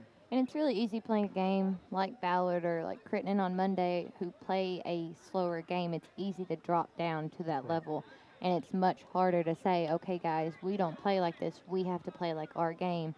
And it does take a little bit to do it. I mean, you want to play the way the other team is playing, and maybe you won't have to work as hard, but then you're not going to get the goals that you're wanting to get. So you have to realize we have to play our game, and we're a much better team than they are, and we're going to win because of that. Well, let me ask you a question I've been wanting to ask you all year, but we really haven't had the opportunity. How much, when you're on the field, you had the scoring mentality, McKenna Crowley, Azaria Blunt, players like that have that intense, go-forward personality. What about players on the team that don't have that? How do you bring them into that from game one into senior night? I mean, most defensive players who've never played up top don't have that mentality. Their mentality is keeping the ball out of the goal. So you just kind of have to let them understand that if they are doing their job to help you do your job by getting the ball up the field to where you can get the goals and you work together to win. So it's kind of, you just have to tell them if our forwards, if our midfields aren't scoring, you can play defense all day long. You can keep the ball from getting in the goal all day long, but until we get that goal, we're not going to win. It's going to be a tie the whole time. So it's a team effort to make everyone realize we have to get the goals and we also have to play defense. Have you ever been on the field when a really quiet player actually yelled? You think, hey, where did that come from? Yes. Or does anybody come to mind on Who that? is coming? There is someone that's coming to my mind right now, and I cannot think about it. Morgan Hopper. I have never. I remember Morgan works at heard, Farmers Bank. Yes, I have never heard her raise her voice until one game. I don't remember what we were playing. She raised her voice, and I was actually a little afraid because I did not know what was going to happen after that. I mean, I'd heard Cortland raise her voice a million times, Paige Young, Aaliyah Rogers, all of them. I've heard them do it 1,000 times, and myself, it wasn't uncommon for me to raise my voice in a game. But as soon as she did it, me and Cortland just kind of looked at each other like, what just happened? So it's a little weird, but then at the same time, you're happy that they're starting to be aggressive and physical and want to be vocal with the team. Well, that's a great story on Morgan. And if you see Morgan and hear that story, ask her about it at Farmers Bank as you're in there this coming week. Second half underway here, and we'll bend down and start this clock, Jordan. So remind me, we're about 1 minute in already as Ballard works it down. That's Barry that had it, goes out of bounds to the far sideline. And it'll be a throw in for the Lady Bombers. As we said, Caldwell leads 4-0. Ball into the deep corner. Cross goes against the wall, and it's going to be blocked out by Caldwell County, so it'll be another corner kick. Ballard's had some opportunities on the set plays tonight. I think this is their third or fourth corner kick of the evening. So Caldwell County has to get set. Make sure everybody in that offensive area for Ballard is marked with a white jersey. Low entry play in from the corner is blocked out by Taylor Freeman. Taylor gets it out to the far sideline, McKenna Crowley. McKenna feeds it back to the middle, looking for Caitlin Young back in the starting lineup for the second half. Over her head, but Caitlin's still battling for possession. Ballard takes the shot to put it through that defensive line, goes off the foot of Meriden Janina. Deflection goes over to McKenna Jackson. McKenna able to put it up to Crowley. Crowley over to Thomas. Thomas gets it to Young. Young over to Crowley, working it back across the field sideways right now. Young with the run here on the side. Deflection comes over to Freeman. Freeman has three people around her. Finally finds Mackenzie Smiley, open player. Smiley's going to take it down. Nobody stopping the ball. Smiley keeps on going with it. One move, and see if she can catch it before it goes out across the sideline, and does not. So it'll be Ballard ball, but a nice move by Mackenzie Smiley. Nobody stepped up to stop the ball. So Smiley did what she knew to do. Hey, lock them in here. Just underway here in the second half. No turn here. Throw by Ballard's going to come up and be touched first by Meriden Janina. And that'll go out of bounds in front of the Ballard bench. Hey, we gotta have a little more fire. A bench that, as you noticed in the first half, Macy, is empty. Ballard only with the 11 players on the field right now. You see one that's not in uniform has a cast on her foot. So the 11 players that started the game will finish it for Ballard County, barring a red card. McKinney Groves with the throw in off a Ballard player. Caldwell will move up about 10 yards, do this one all over again. Groves, one of the 2 or 3 players for Caldwell County that wears the concussion headbands. Groves and Zaria both wear those.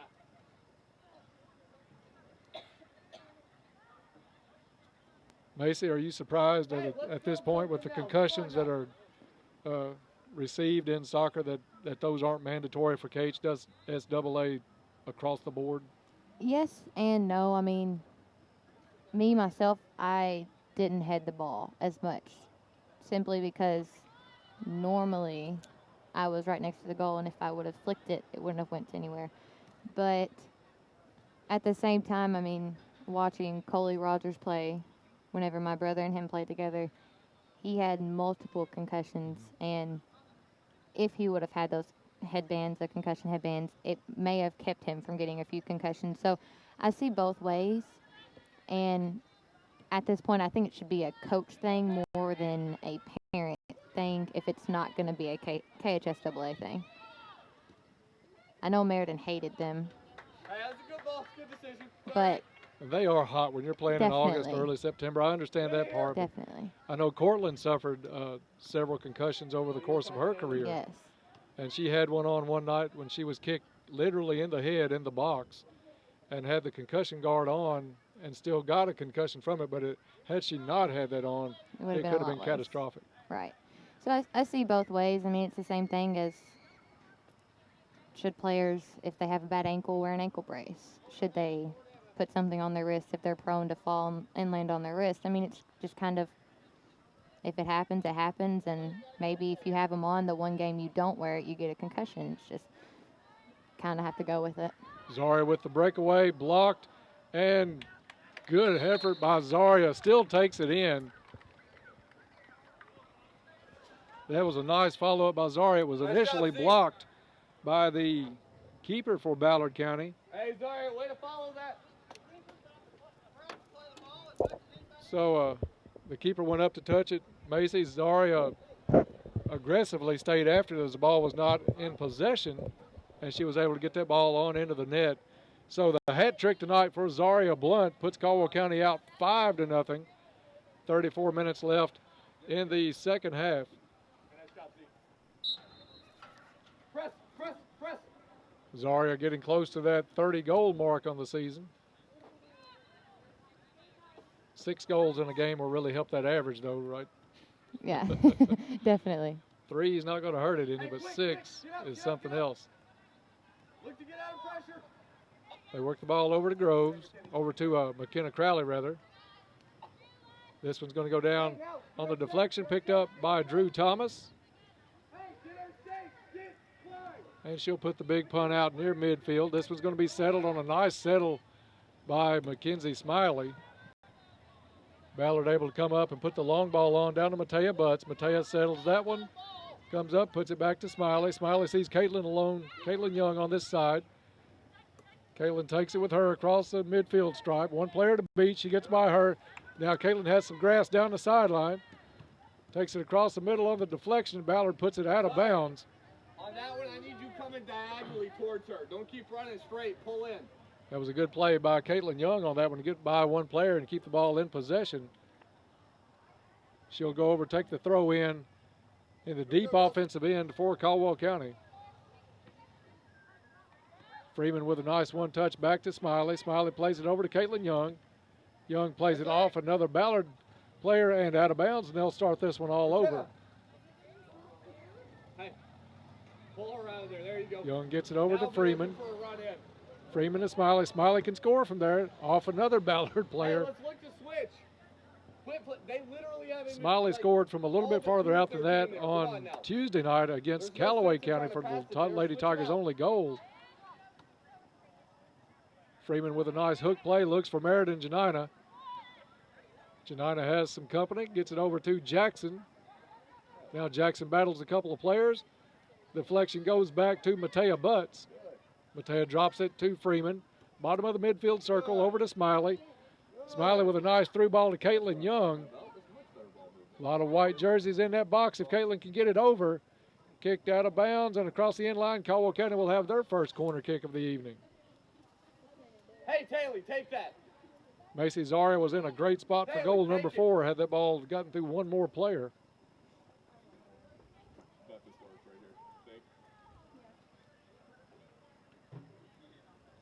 Hey. And let's see who's going to set this one up. It's going to be Taylor Freeman. Hey, Mackenzie, you take it. Take it, Mackenzie, take it. And coach changes his mind on the old trick-a-rone play. Ball is in play. Smiley now comes over, takes the ball, puts a shot into the side of the net. No good. I love the play, but Macy, I've never, ever seen it work that I know of, that I can remember. I think it worked. Hey, here we go, win the first time we ever did it. Did it? Because well, I was there because we got a Corbin was goal, playing. And the ref told us the ball wasn't in play. Oh, I remember when they argued about that one. And I'm almost positive we got a goal, and that's why he argued it. But I do know they argued it a lot. We had at least 5 minutes where Derek was talking to the refs about it. I do remember that night. Don't hang with that defender. And one of these days it will work. We'll see it pulled off. But that time, McKenzie goes down, slips on the grass. Possibly a little early dew tonight. Warm night here at Butler Stadium, especially for the first week of October. Ball goes out of bounds. It'll be a throw in. McKenna Jackson gets it in to Freeman. Freeman was looking for Young, stolen away by Ballard. They get it up to midfield. Freeman comes back, picks it back up, and gives the possession over to McKinney Groves. Groves drives it off a Ballard player out of bounds. It'll be a throw in for number 13. Looking for Young down the near sideline. Young battles through a couple of players, still has it. Corner of the 18. One of the cross, whiffed on it. This one's going to go off a Ballard player and across the end line. So Caldwell County will pull a corner kick out of this one. Mom, Mackenzie. Hey, Mackenzie. Smiley will take this one, and Macy, she has the left foot to hook this one in if she catches it just right. Plenty of power in that left leg. She's really improved on that, as we've noted over the course of the season. McKinney, get in. Hey, hard back run. Top of the box and hard back run. McKinney Grove's going to come all the way from the defensive side down into the offense. The ball played back to Meriden Janina. Janina loads up, puts a shot up and in. Great shot by Janina. Hey, excellent execution there. And we'll give Smiley the assist. You want to describe that one? It was your sister. I don't. How far out do you think that was? Probably about. I'm going to give her about a 30-yarder on I that was going to say 30.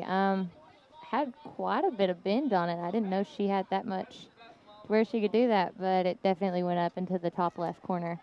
It was really pretty. It was a hooking ball the whole way. Started middle of the net, went into the back corner. Nice set play on the corner kick by Caldwell County. Smiley with the assist on that one from the corner. Great goal by Janina. We've heard that for a lot of years. Continues this year with that one. Caldwell County now up 6-0 over Ballard County. Here's Zaria with a breakaway. Zaria comes down all alone, top of the 18, gets the ball in, takes it off the keeper's leg. Zaria makes that about the other 9 out of 10 times, but that one there blocked across the end line. It'll set up another corner kick opportunity for the Lady Tigers. I already had the ink pen in hand ready to write that one down, Macy, because you knew if Zaria's in the open field, that's generally a goal. Hey, McKenna, step into the top of the box right I feel like I probably made you put the pin down a few times too. Step in right there. Just a few times. This one set. Mackenzie Smiley will come in, puts a big lob kick up, header into the net by Freeman. Are unbelievable. Wow. Hey, excellent finish. And that was a perfect kick from the corner, far corner by Mackenzie Smiley to put that ball in play. Taylor Freeman couldn't have had better position or fundamental technique. She had the arms bent ready, head bent over, and plowed that one right into the net. So 2 straight set play goals by Caldwell County pushes the lead out to 7-0. And I'll tell you what, let's take a quick break as we have about 27 minutes left in the ball game. Let's take 1 minute and be back. You're listening to Lady Tiger Soccer on 103.3 The Tiger. So, how's the new job? Love it, but it's not just a job, it's a career. Life insurance? Luck? I told you Woodman Life is really active in the community, right? They support all kinds of community improvement projects. How's your job, by the way? Don't ask. You can love what you do, too. Call me, Craig Smiley, your local Woodman Life recruiting sales manager at 270-365-6111 to learn more. Woodman of the World Life Insurance Society of Omaha, Nebraska. Woodman Life, standing strong for generations.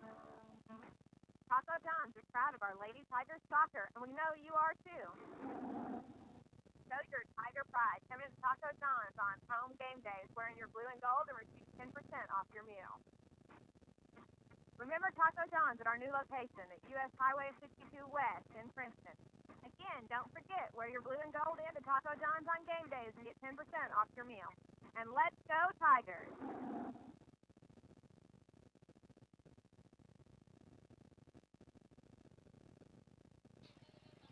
Back to Butler Stadium. Let's go with about 25 minutes. We'll go with Jordan's live clock on WPKYonline.com as we got the clock started just a little bit late. 25 minutes left. Caldwell up 7-0. About to make it 8. It looks like Zaria comes in, shot on goal, and that one does get through.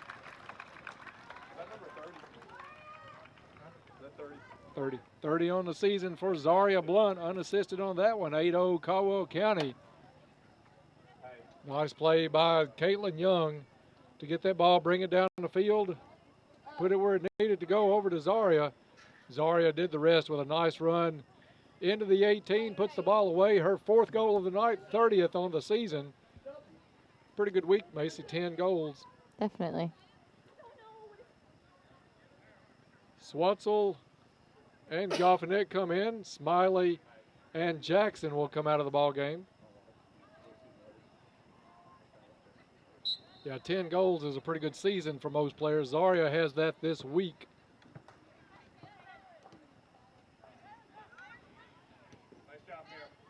Caldwell County regains possession. And Mason, we talked, do you think the about 23 minutes now left in the ball game, do you think fatigue is becoming any factor at all for Ballard, or is Caldwell County just playing that well right now? I really don't think they're that fatigued. I mean, it's kind of at the point where we're 8-0. They haven't got a goal, and they're just wanting that one goal so they don't get mercy ruled. So I really think that we're just playing that good, which this is how we should look every game. They look great tonight, and they knew they could be there. It's not like it's a fluke thing, and they're just all of a sudden playing really well.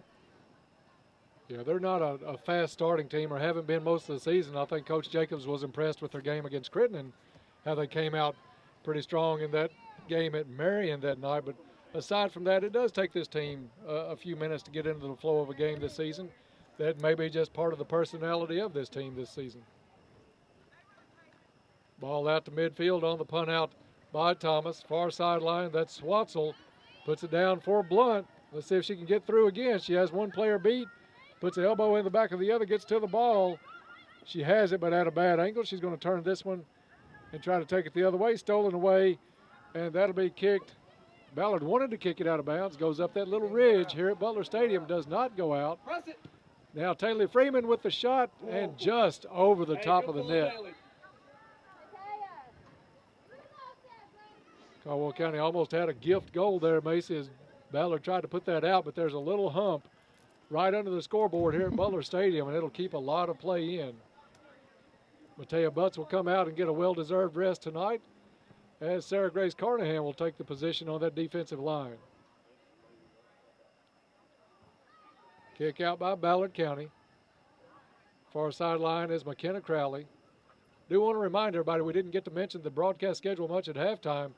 The Lady Tigers are in action Monday and hopefully Thursday. Monday night, 5:30 semifinal game against Dawson.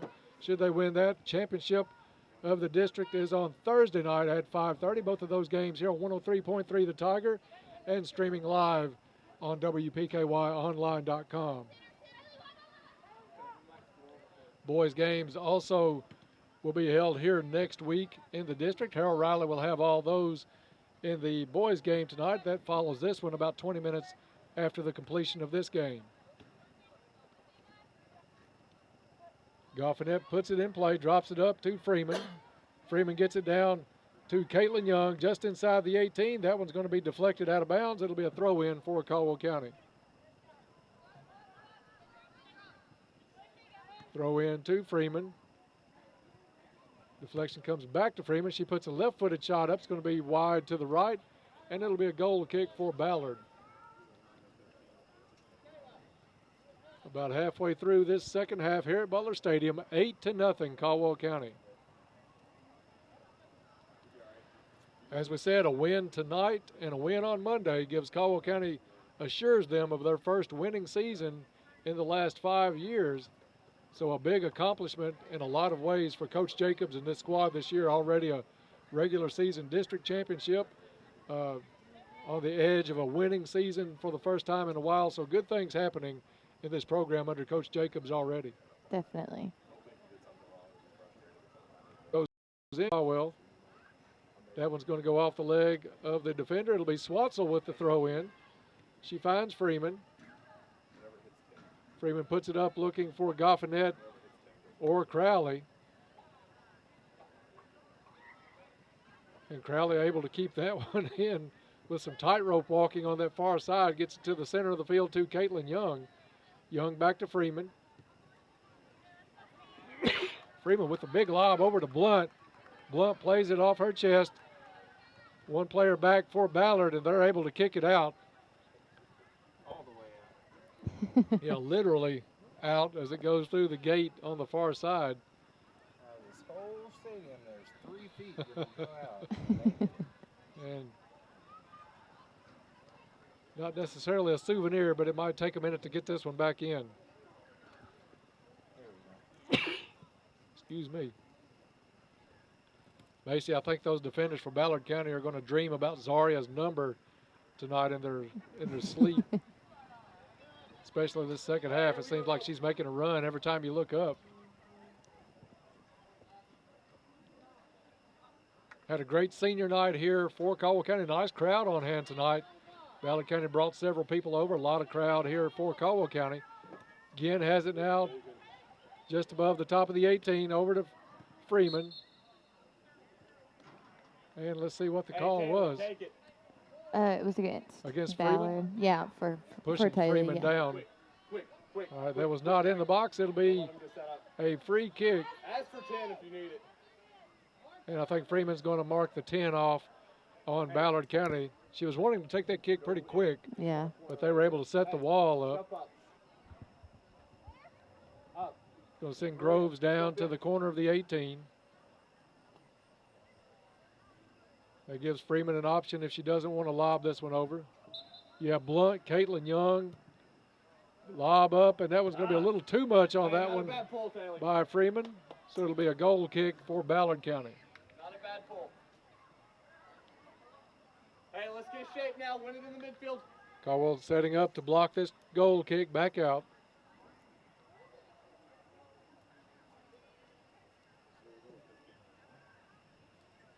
"17 minutes left in the ball game. Nice charge up on that one by Freeman. Overran it, but it goes back to Ginn.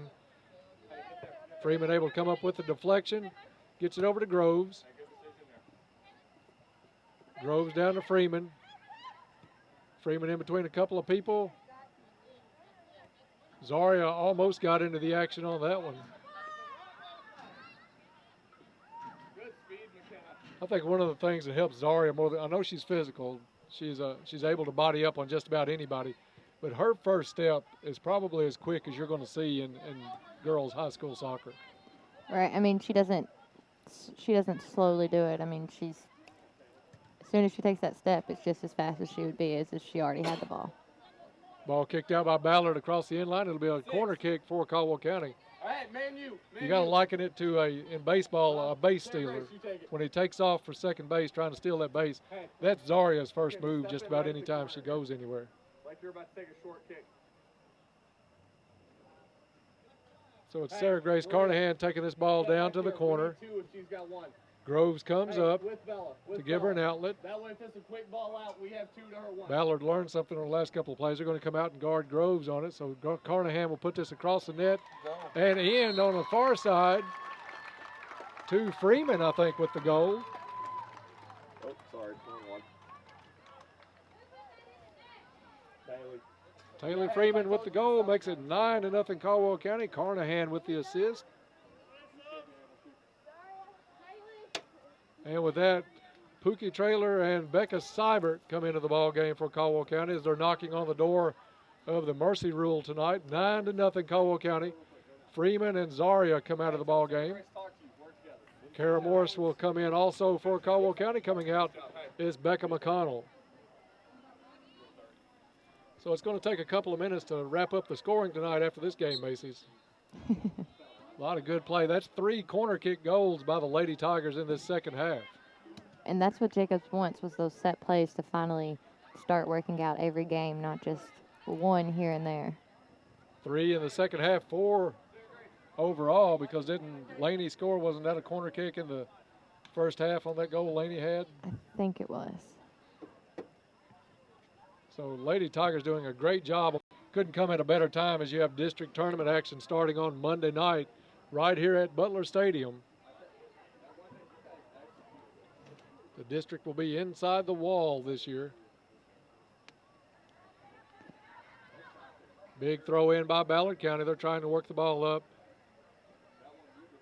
And their focus right now is to not get mercy ruled, try to keep Caldwell away from that 10th goal and try to put one on the board themselves. Ballard will have the throw right under the broadcast booth here at midfield. Throw comes in off the arm of a Ballard player, not called. Groves plays it over to Goffinet. Goffinet up to wanted Trailer, played it behind her. It's going to be kicked out of bounds, though, by Ballard County, and it'll be a throw for Caldwell. Swansel will go down to take this one for the Lady Tigers as we get down to 13 minutes left in the ball game. Coming back is McKinney Groves. McKinney overran that one in a battle with number 13. Then Kara Morris comes in for the Lady Tigers. This one's going to be played down by Ballard, but picked up easily by Drew Thomas. And Drew effortlessly all the way to midfield on the fly. Becca Seibert now with a touch. Gets it down to Traylor. Traylor back to Seibert. Seibert has one player to beat to get by. Does that, plays it over to the middle, and in and out of the hands and then back in of the keeper for Ballard County. But a nice feed there from the side by Becca Seibert.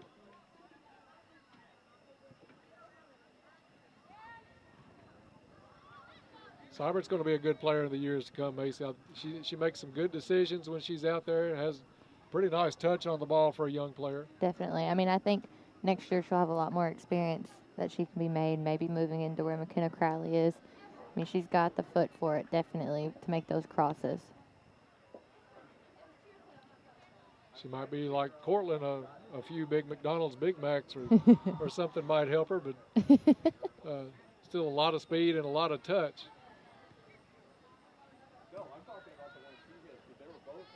Ball played to the middle of the field. McKinney Groves comes up. Number 13 plays it up center. Just out of reach of Alyssa Traylor. Back to Ginn. And Ginn in a battle with 2 players. It's going to be Caldwell County throw. I think Ginn got the benefit of the call on that one. I thought she poked that through the legs of the Ballard player. Caldwell will still play it in.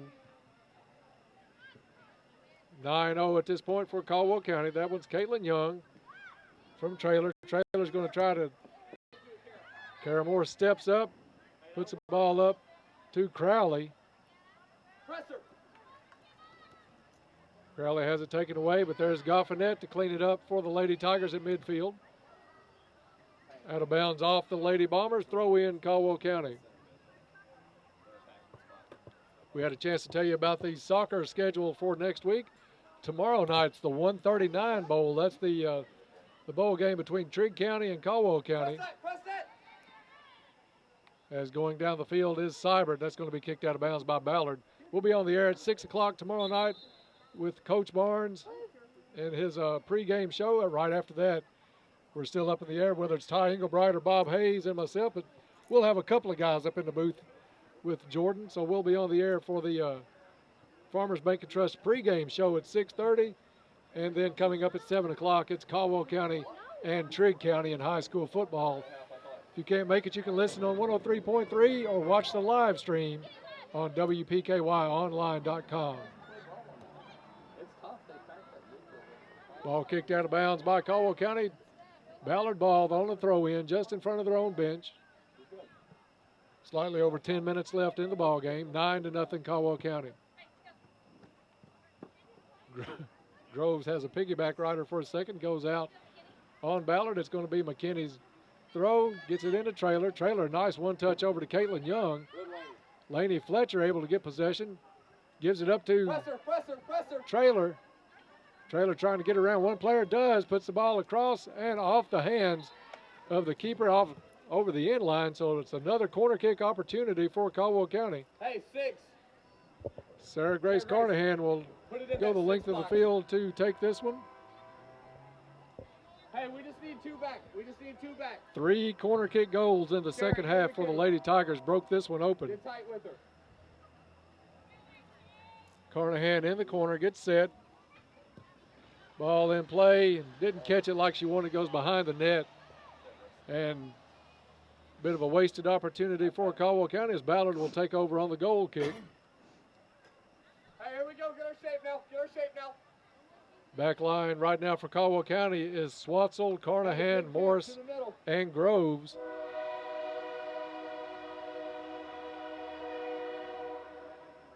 Kick comes out by Ballard County.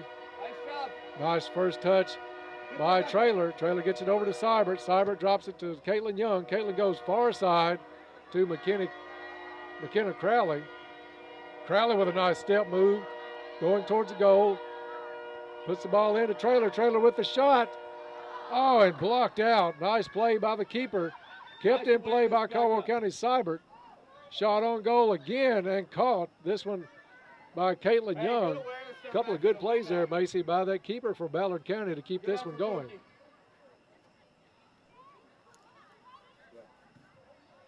Ball played up. First time the defense has touched it for Caldwell County in a while. Sarah Grace Carnahan has it. Ball touched on the ground by Ballard. It'll be Caldwell County with the free kick.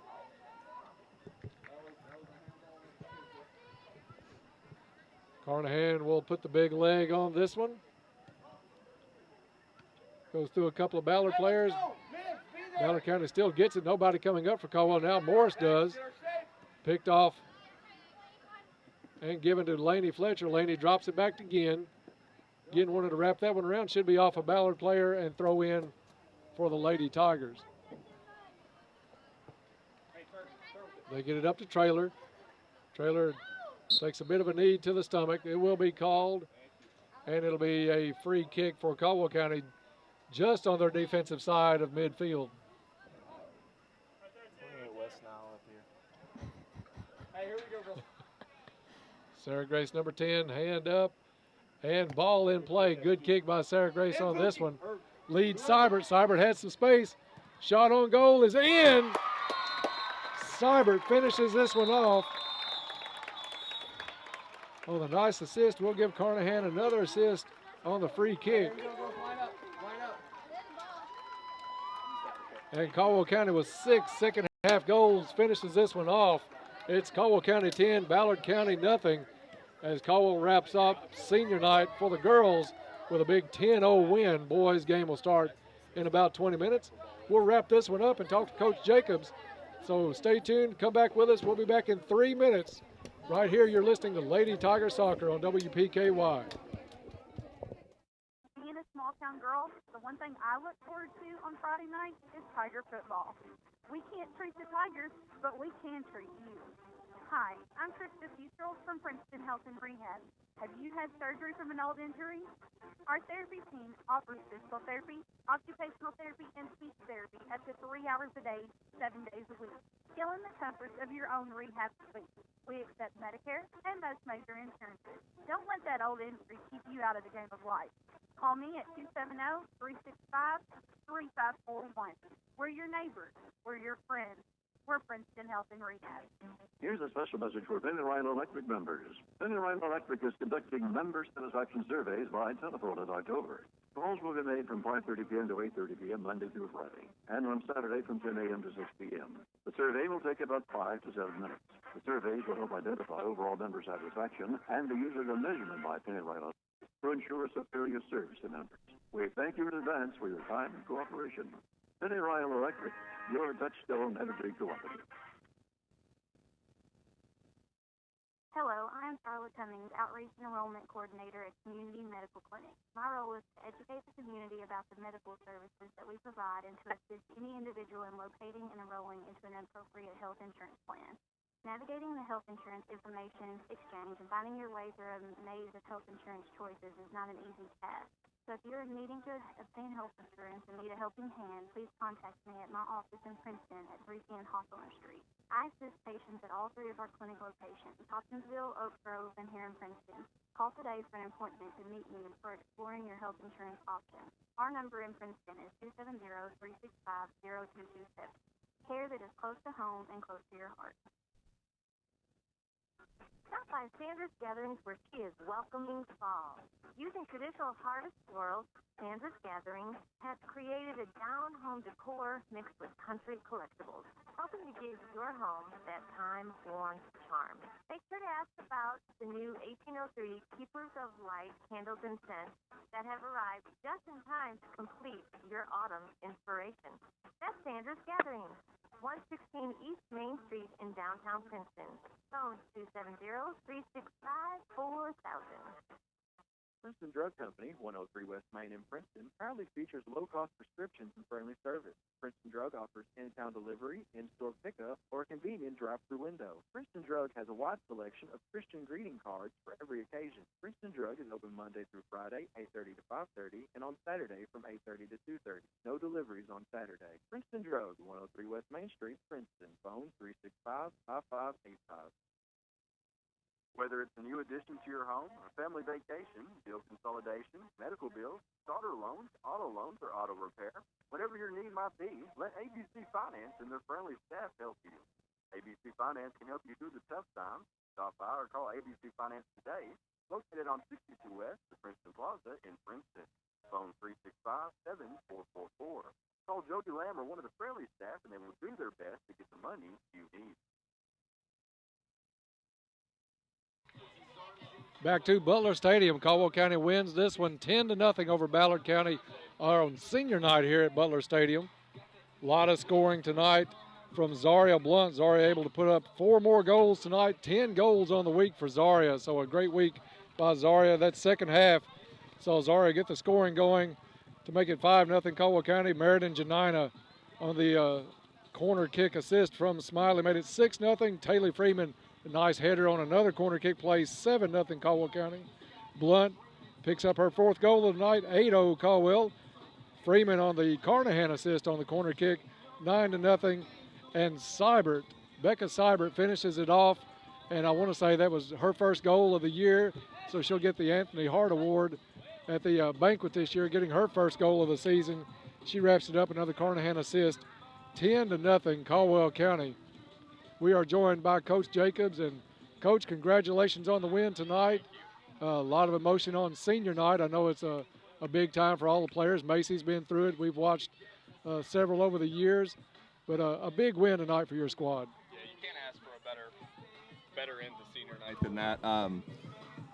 Overall, excellent game. I thought that first half of the game we came out a little slow. Thought we were a little sluggish. We were kind of chipping the ball up a little too much. Not really not really executing on what we worked on at practice. Had a little talk at halftime, made some adjustments, and I thought they hit the ground running that second half.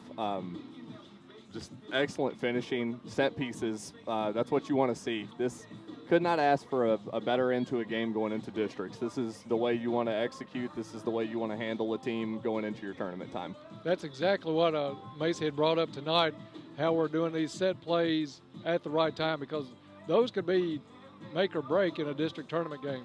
Definitely, and yeah, those are a couple that we've practiced throughout the season. We've got a few that we run through that if the opportunity looks right, if it fits the team we're playing, we'll run it, and they've been fairly successful with all throughout the season. We've been able to execute some of those set pieces. Well, Coach, I want to ask you about a couple of players, then I want to get your opinion on one other thing while we have you up here tonight, but a great season, great regular season for Caldwell County District, champions in the regular season, so they'll have that #1 seed next week. Talk about Zaria Blunt and how much she has come along since last year when she's learned how to not only score but to feed the ball to somebody else and then get it back. Oh, yeah. To make the scores. I think that's been the biggest progression for her last year to this year. Oh, she's been unbelievable this year. She's someone we can always rely on if we need a goal, a quick little breakthrough. She's one that can make it happen. I actually had Zaria my first year coaching middle school, and to see the progress she's made from her 8th grade year to her sophomore year is unbelievable. The control's better, the finishing is better. You take her a year, 2 years back, half of those 1v1s are going over the bar. Right. She's got a much better finesse shot. She just puts right into the corner. She has a better soccer IQ now to feed the ball back, to make better runs, to make better finishes. And she's done really well this year on when to try and take the ball and turn and go forward or when to shoot. And she's been excellent. 30 goals is unbelievable. It's a great season. 10 alone this week. Yeah, unbelievable. So that's a pretty good week. Another player I want to ask you about, we don't mention a lot during the game, and she's been like this since her freshman year.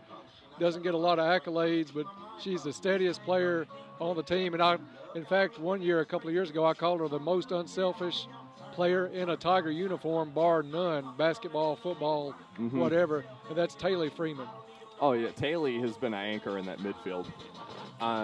Taylor is one that you can rely on to make a smart decision with the ball, to backtrack when she needs to, press when she needs to. Taylor, she is one of those players that well, stat-wise this year, she's been feeding the ball to everybody. She's, I believe, our team assist leader. And she's so unselfish, knows when to make the right pass. Just an excellent all-around soccer player, and she's one that we rely heavily on in the midfield to make things happen. Well, you've secured the #1 seed for next week's district tournament. Tournament played here at Butler Stadium starting on Monday night, 5:30 against Dawson. How do you keep your team from looking to Thursday night? Just keep reminding them nothing is given and everything is earned.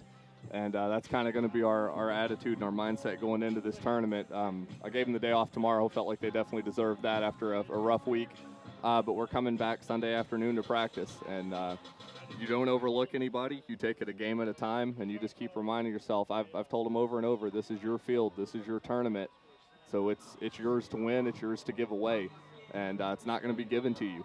It's everything that you do out here is earned, and you put in the hard work, you're dedicated to it, you work with your team, and good things will happen.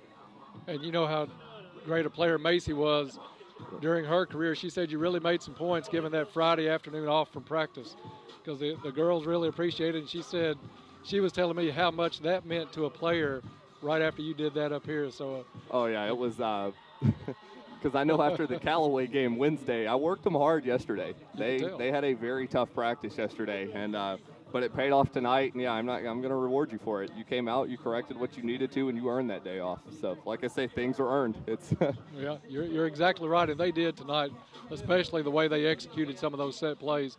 Well, Coach, you've got a game Monday night against Dawson, a chance to play in the championship game on your home field on Thursday.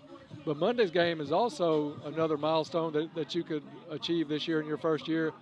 If you win that game, you're assured a winning season for the first time in 5 years for the Lady Tiger soccer program. Yeah, that's I didn't know that until tonight, and that's pretty fantastic. That's another something that I had honestly not even thought about as a goal for the season. I had district title on my mind, and that's been it. But that's fantastic, and I guess that comes along with doing what you need to do, and you play the correct way, and that'll happen. 1 second. And Coach is having to My talk keys to are sitting in my bag. one of the players getting ready for the boys' game. But all right. Yeah, when I looked at your schedule this year, before the season, we were going to do all these home games. I thought a winning season would be, I thought a 500 season would be great. I thought a winning season was kind of out of reach, to be honest with you, when I looked at that schedule, because it is tough. Macy said that 3-game run you had against, what was it, Henderson, UHA, and McCracken, yeah, as tough as you could get. Now you're on the verge of having the first winning season, so kudos to you and what you've been able to do with these girls. Thank you. I and get appreciate them that. to buy in. My last question to you tonight, okay. How much of a difference has Ashley Hope made? She's the favorite of ours, hometown girl, and your first year as a coach and her first year as an assistant coach. Oh, she's been unbelievable. She did fantastic work with the JV. She does fantastic work with the varsity. She's one that when she talks, the girls listen to her.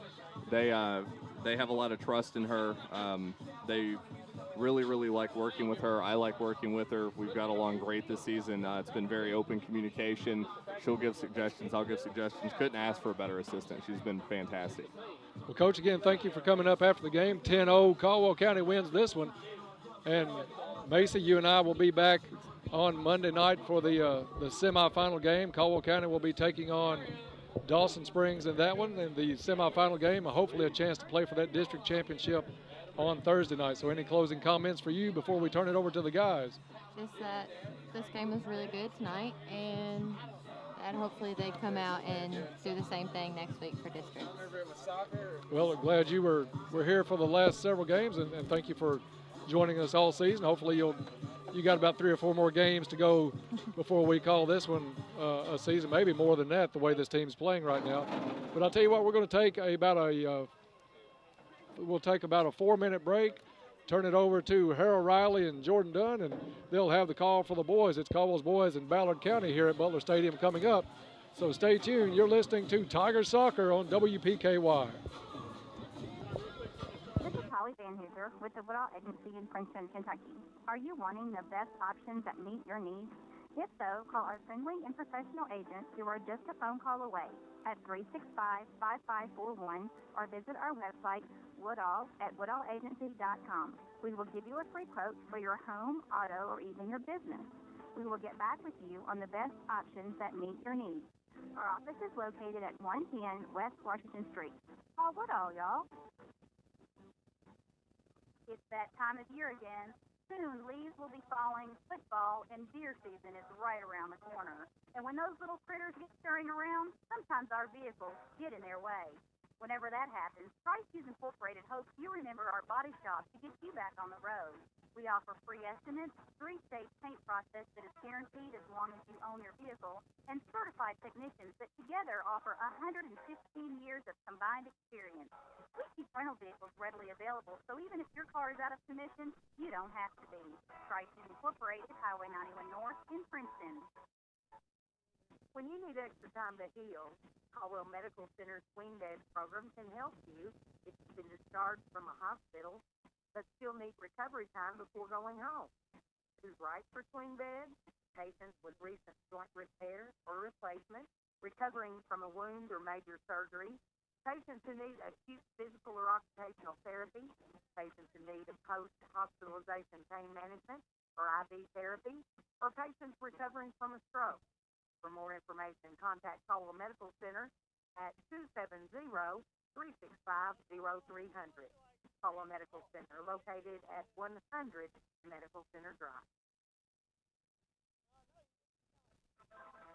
You know that horrible feeling you get when you realize your debit card is not in your wallet or on your desk or anywhere? I'm Ty Engelbright with First Southern National Bank, and you no longer need to worry. All account holders now have the ability to temporarily turn debit cards on and off using our new mobile banking app. Download our new app today to start using mobile deposit, debit card on-off, and many more great features. First Southern National Bank, member FDIC.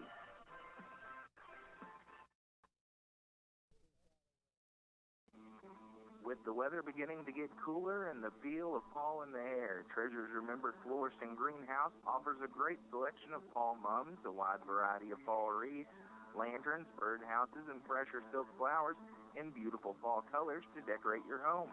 Treasures Remembered Florist and Greenhouse offers sympathy arrangements in fresh and silk flowers.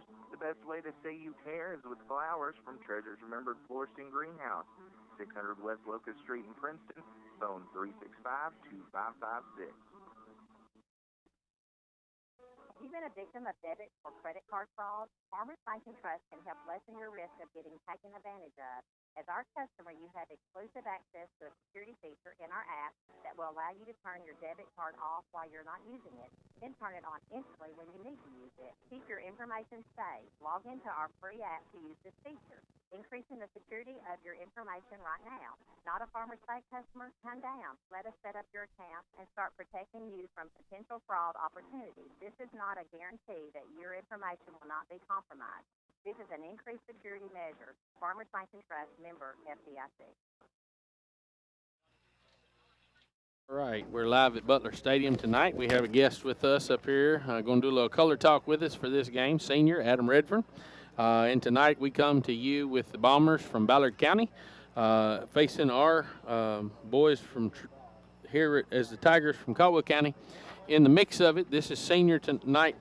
The girls just won 10-0 after having a ceremony at the beginning of this for senior night. So we want to welcome you. That folks are getting ready in the lineup so we can go out on the field and announce folks. And in the mix of it, we will be prepared to announce this game. So if you got time, come on out to the Butler Stadium, be a part of what's going on. Redfern, tell us who you are, what you're doing in school, and those kind of things while we're waiting. All right. Well, I'm Adam Redfern.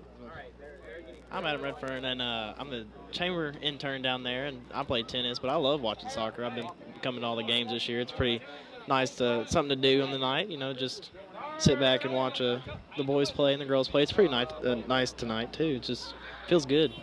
Yeah, it's a good night for this time of the year. It's quite warm, actually. We got Jordan Dunn on the technical side over here shooting a live video for you. Go to WPKY Online. Click on the video so that you can watch it. We're hitting the field right now as the officials lead everybody out for the announcement time for what's going on.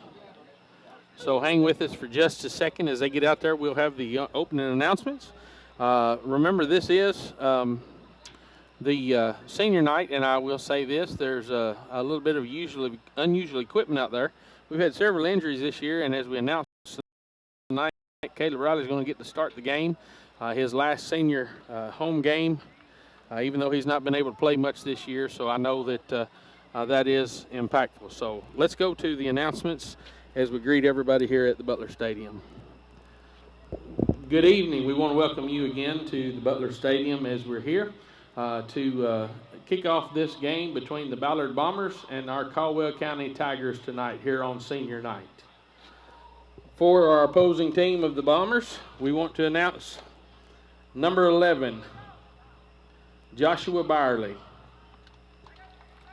Number 20, Josh Espy. Number 1, Peter Green. 00, Wyatt LaPrade. Number 2, Jarrett Oldham. Number 7, Alex Overby. Number 21, Samuel Paul. Number 40, Owen Renfro. Number 25, A.J. Ross. Number 4, Jordan Ross. And number 3, Logan Scott.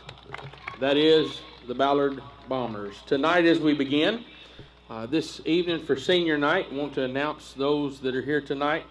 First of all, John Caleb Riley, number 19. Number 14, Will Darnell.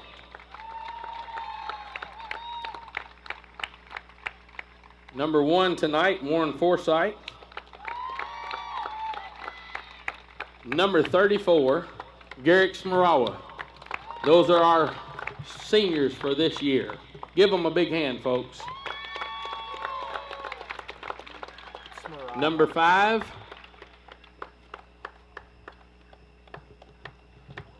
Colin Schaefer. Number 4, Jack Kinsolving.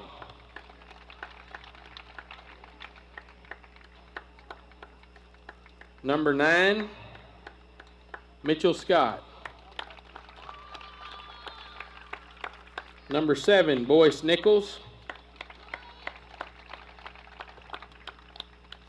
Number 12, Michael Henry.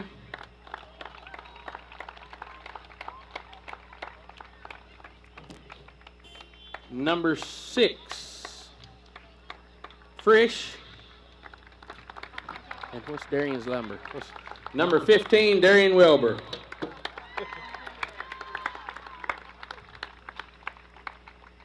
As they get ready to kick off this game, you all be prepared.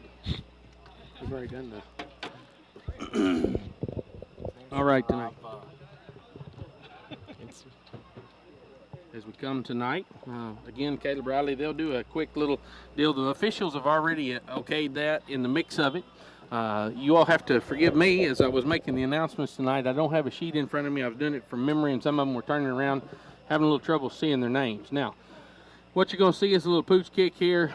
Caleb's going to send it to somebody. They'll kick it off the field, and then they'll stop playing, start things all over, so he can be a part of what's going on tonight. That's a nice gesture by the refs. It is a nice gesture, and by the team, to let folks participate, especially with an injured player. Folks excited about what's going on. I believe Beckett Schultz will be the one going in here in a minute, maybe. No. I don't know who we got going in. I think it's Beckett, yeah. Oh, okay. Beckett Schultz will go in here in just a second. We don't have a roster or anybody, so this is going to be a little rough this evening. We got a kick, and he kicks it out. All right, and for his senior night, John Caleb Riley will be coming off the field. Got about 4 more weeks of rehab, those kind of things, and then 4 more months of no activity and skills, those kind of things in the mix of what's going on. So we are glad he's here. Beckett Schultz stepping in, so he is actually one of our, I guess you'd say our 12th man starter tonight. Ball thrown in by Ballard, kicked towards us, attacked by Mitchell Scott on the far side. Now, if you want to, you can pick up, Adam, the names off of this here and kind of cover those just a little bit as we go with the Ballard Bombers so we know what's going on. Their bench looks like maybe got one tonight as well. They had one injured on the girls' team, so sometimes it's hard when you've gone through everything, and they'll have a lot of struggle with being winded tonight as they play.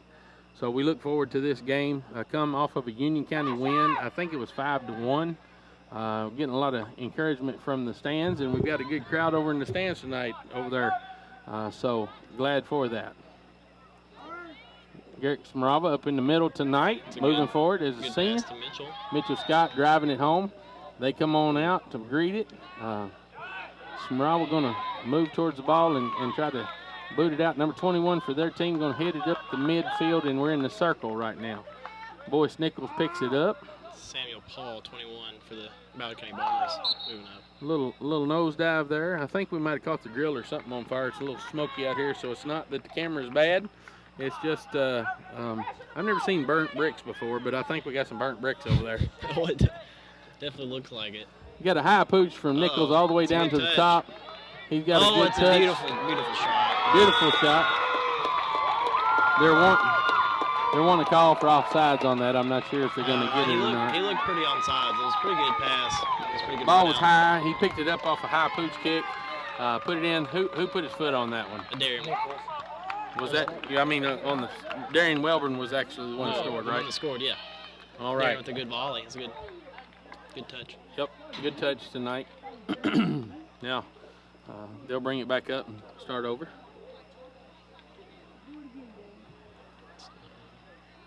I'm waiting on you to do some talking, dude. You're the chamber guy. You're the senior.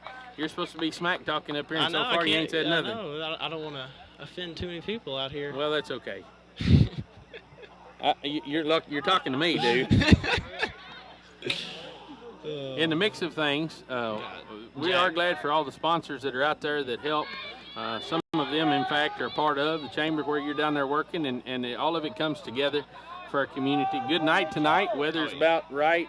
We need to keep those in mind that are down south Florida moving around as we're out in a normal pace of life. I think they've already started evacuating folks, and keep those people in your hearts and minds as they're doing what they're doing down there. It's catastrophic at best. It's the biggest evacuation of Florida ever. Biggest evacuation of Florida ever. I heard on the Weather Channel one of their main the senior hurricane guy saying that if it would be ill-advised to stay where you're at. If you stayed where you're at, you probably would not survive. So that's the mandatory spots that they're evacuating, and who knows with all that. Plus, it's Category 4. It looks kind of like what was happening with Katrina when it came in slow and steady, and the reality of that is it's about twice as big. So we need to keep those folks in mind as they deal with all that going on tonight. Nichols on the far side, going to throw it in. That's down on the south end of the stadium over by the concession stand tonight. This will be our last home game, other than the fact that we got districts coming up to be played right here next week, as well as in the mix of that looking towards finishing out the season. So we'll still get a game or two, but this is the last official home game for Caldwell County. Darian Welburn gets a high pooch kick, kicks it off the side of his leg, and their goalie comes out, greets it strong. And plays really far up. Yeah. Just dangerous. Well, it's a different style. You'll notice different things happening as they go. Getting attacked there. Ken Salvin pushing up. Mitchell Scott coming in on the far side. Get a late whistle there, and they're going to get the ball back over there by Ballard. We are grateful for WPKY putting soccer online this year. Hope that sponsors and folks will pay attention. Get ready for next year's season as we do that, so that people can continue to watch and be a part of what's going on. With this fall break, has still got a pretty good amount of folks in the stands, and glad that folks have come out tonight. Ball goes down the far corner on the north end, chased down by Garrett Smarava, and the ball goes out on the Ballards in the corner, going to be thrown in by Darian Welburn. I really like the live streaming. I appreciate that, because I watched a couple online games, and I watched the regional baseball game through that, and I thought that was really nice, because I couldn't get there. It was late night, and but I really did. I like you on the YouTube. It's pretty easy to find. It's easy to just put it up there and then watch it on your phone. You're going to tell us a little bit about our folks in Caldwell County playing a little tennis. Oh yes, Where do we sir. stand right now? We're pretty good. Last year I don't think we had a pretty solid year. We had two doubles teams play each other in the regional championships, and that was the first time. Got a goal kick coming up here by Will Darnell. I'm not sure exactly what the foul looked like, but inside the box, you were talking about that. They came out, and now we're going to get opportunity for a free goal kick on this. You're going to put it in on the right-hand side. That's good. And that's 2-0, and we're just at the 5-minute mark in this game. That's one in by Darian, one in by Will Darnell on a free kick there on the foul, and I'm not sure exactly what happened there. Me either. I wasn't. We were talking about tennis there for a minute, so here's the deal. That's a one-man show or a two-man show, and y'all are really going to have to get some sponsor work. So my good buddy over here, Jordan Dunn, can go up and filmificate that too. No, well, it's fun to watch, but it's just we're good for our region, state. We had Ben and Dalton go all the way to the Sweet 16. They got beat by the team that ended up winning the state championship, so it was pretty nice. It's hard to compete with those bigger schools like McCracken and Paducah-Tillman and just have more resources, and it seems like just and better players. Yeah, just like more better players every year. They keep pumping them out. They just don't quit. It just keeps coming. Ball going to be thrown in on the far side by number 40 for Ballard County. Thrown in far, picked up by Nichols, and he boots it back down the mid. Shot. They get a good foot on the ball and send it back down, trying to get some movement on it. Garrett Smarava picks it up at the line. That's a great touch. Good touch, sends it down to Mitchell Scott. He's going to the corner, pushing over. Yep, and that's a goal. And that's 3-0 after a good drive off of a assist by Garrett Smarava there, getting it to him to go down the corner. And we're 3-0, and we're at the 8-minute mark. And the crowd is a little bit alive over there. So Got a little hobbling by Schultz over here. We've had a rough year as far as injuries and folks being in rehab and difficulties. I think we got a filmer filming a filmer right now. We're live stream on the far side over on Facebook, and you just caught him with his iPhone putting that out. So I don't know if you get dizzy watching that when you're really watching it, but that was a filmer filming a filmer. That's with Kent Darnell on the top row over there, doing a little live stream over there himself. Go down that way just a hair. They get the ball from midfield, going all the way down to the box, and he goes ahead and gives it a good pooch. That was a good catch there by Will. Stop. Forsythe comes out, gets a good catch in his nice pink shirt that he got on, number 1. We've had a lot of change up from defenders to also pulling people in the box there for goalie, and just been I would call it a volatile, rough year, but they're still doing good and all that's going on. Will's been a little bit injured. Jack Kinsolvin there going through rehab with a hamstring. Mitchell Scott was down for a night or two with a leg messed up. Nichols has had a groin strain. I think Michael Henry and Wilburn's the only two I think that are not injured. Garrett Smurrow had a ankle problem there, so it's been a very rough year. Nichols going to send it back down to the corner so that Kinsolvin can set them up, pull everybody this way, and work the ball back down for us. We're going to go into the middle. He's going to send it on across, and they're trying to step 21, does a good job pulling the ball up from him. He's in the box, and good slide tackle, sending it out by Boyce Nichols under and through. Get a whistle going out on the other side, and we will get corner kick, looks like. Should be a corner kick. That was all balls, perfect slide. Not sure. We're in the abyss over here in the corner, so we can't see, but I think it will be a throw-in by Ballard County because of the process. Got the Ballard Bomber soccer coaches over here giving a little hoop-de-hoo-hoo, and we got a corner coming in.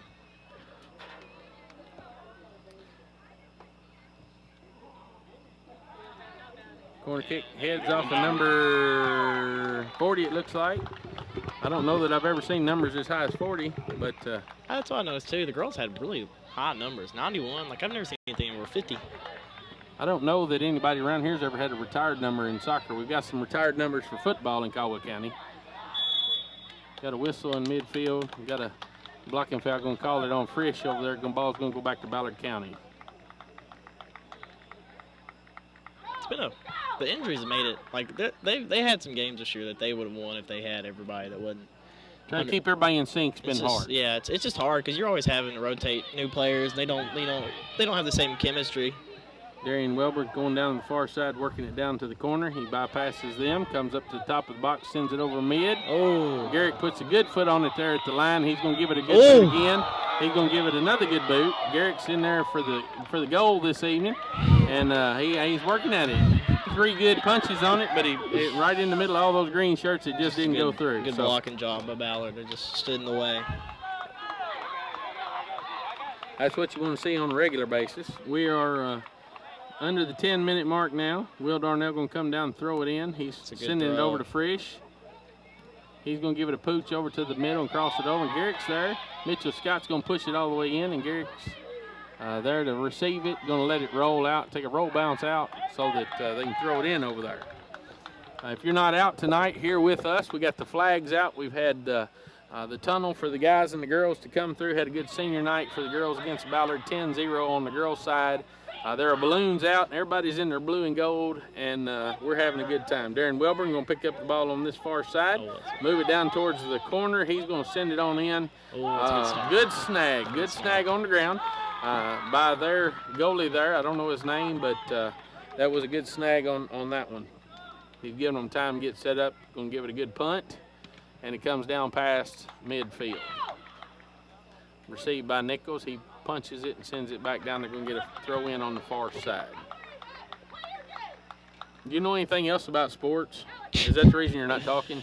I know a lot about sports. I know well, you really ought to say something. Well, you're doing such a good job. I just like listening. Well, thank you. Nobody else has said that after the 40 listeners that watch every week. Yeah. But that's okay. You know it is. I don't do it for the pay. So that's right. I do it because I like it. Yeah. Now we got Michael Henry, looked like moving the ball up the up the side there, sends it in to Mitchell Scott, and he gives it a good boot. Garrick with a pass. It's a good pass. Oh, just a little too strong. Darian had pulled in to move the ball, and he sent it up. Came out. It was good touch and good move. It just too far forward. Just a little too strong. Michael Henry, number 12, and Darnell gives it a good boot, sends it back down. Mitchell going to pick it up on the far side to walk it down the lane. Moving quite fast. That's a good foul there. Good foul, no whistle. Good bump, no whistle. Plus, the reality of that is you can have a not so strong foul with Mitchell, and he's a good flopper, actor. He's a good actor. Good flopper sometimes. He's not afraid to hurt his body, I'll put it that way. They're going to get a throw in, thrown all the way back to Jack Kinsolvin, draw everybody back down and get everybody set. So he's going to send it over. Darnell's going to set up, and he's going to put it on down the field.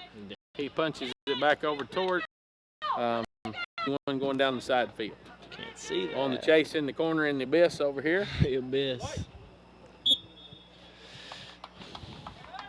I'm not as intricate and talented as the girls announcers are. They talk about all kind of technical stuff and what should be happening, what shouldn't be happening.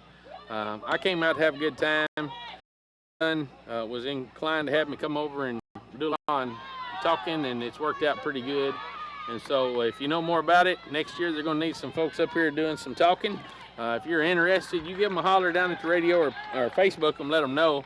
They can start working on getting you prepared, and I don't mind to come back up here and do a little work with it myself and help you. But those that know a little about it, even though I've been watching it about 13 years, it's hard to discuss sometimes.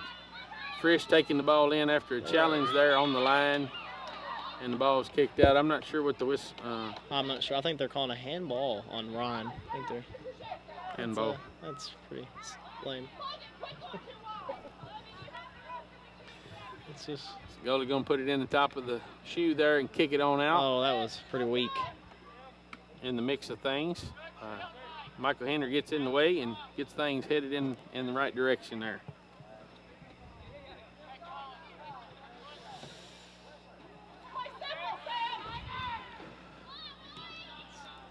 Jack Kinsolvin receives it. Got a good, strong four line back there. Uh-oh. Way called offsides. Yep. About two strides ahead. Getting a little eager. Ron was ready. He was ready for that. This game, there'll be several of them wanting, since it's the last home game, try to get the foot on the ball and put it in the hole there. So they're going to get the kick there. Number 20 sends it on high down. Toe balls it all down the way to in. Forsythe comes out and receives it, slows things down, lets everybody get reset so that we can go. Throws it to the far side, over to Mitchell on the line. A little hard and too close to the line there. Okay, when I quit talking, that's when you say that guy's throwing it in. Okay, yeah. Number 40, Ballard. Thank you. All right. Number 21, he's looking to do something with the ball by himself, just moving around, takes a shot, blocked by Jack. For those of you who are watching out there, this is a training session. We have a senior. This is he's come up to join us tonight, and part of the community endeavors to raise up more people in our community to take on these leadership roles like the radio and other things. It's pretty nice. I like to do a little more trash talking on the side though, but you know, it's pretty neat. That may be because you're a Redfern. That may be why. If he's out there listening, he knows who we're talking about. Oh yeah. The father's job. Mitchell taking it down the far side on a long run. Somehow creeps its way to Ryan and gets back. Oh. Gets a whistle. The whistle was so loud it tripped Mitchell. Yep. Just tripped him up. Got a toe in the dirt over there. He left a mark in the ground. Oh, look at that. They're just moving so fast, and with the score the way it is, I'm sure that they're going to be tight on that call tonight. Oh yeah, they're definitely keeping it slow. Okay. Good heel, good a heel kick over the front top of him. Do anything He's going to bring it to the side, puts it up high. Oh, what a beautiful shot! Beautiful shot, about 18, 20 out. That's a big boom on the screen for you because it went tight to the bar, into the back corner, right over the top of him. Looking good, Frisch. Number 6. We are 4-0, and we're at the 18-minute mark as we go in this game. It's looking like a quick game. It's a beautiful shot. They're going to come back out and get set, get this started, headed in the right direction. His left foot, it's pretty tough. Pretty good foot. Oh, that was a good heel kick over him there that he got. Oh, yeah, it was good. Good setup. He should play high school soccer. Who, me? No, Ron Frisch. Oh, well. Number 21, he got some speed on him and some skills there. He just trying to be not having the liberty to get show. set. Number 3, challenging Frisch, keeps the ball, and he keeps moving on, moves past Henry. Down here. Jeez Louise. Gives it a hard stop by Nichols. I think they want to score. They got a whistle, and they're going to give it to them, headed that way.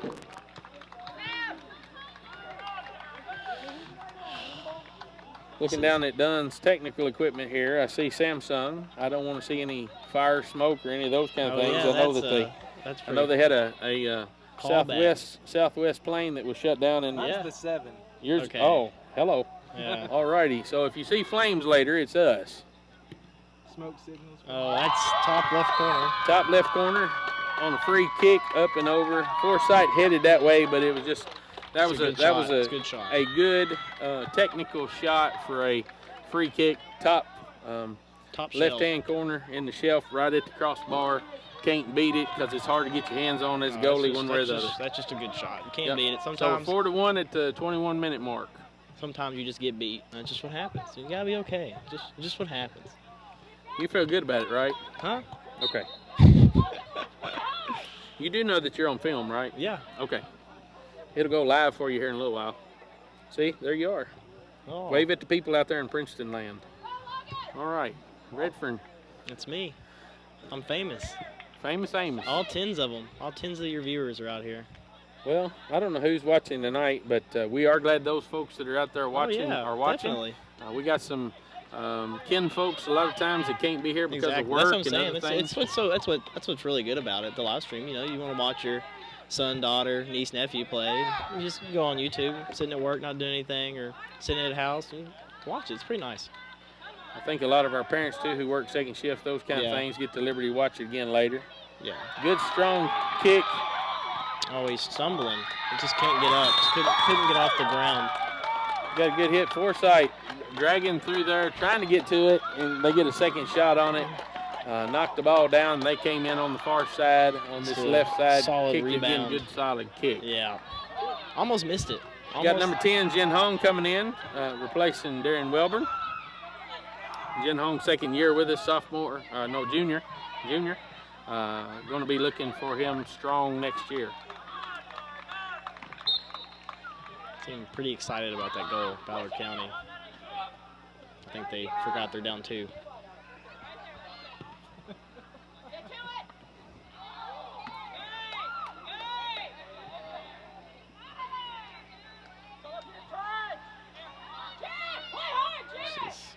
Getting a little loud out here. Yeah, the coach's box getting a little excited, you know. It's good.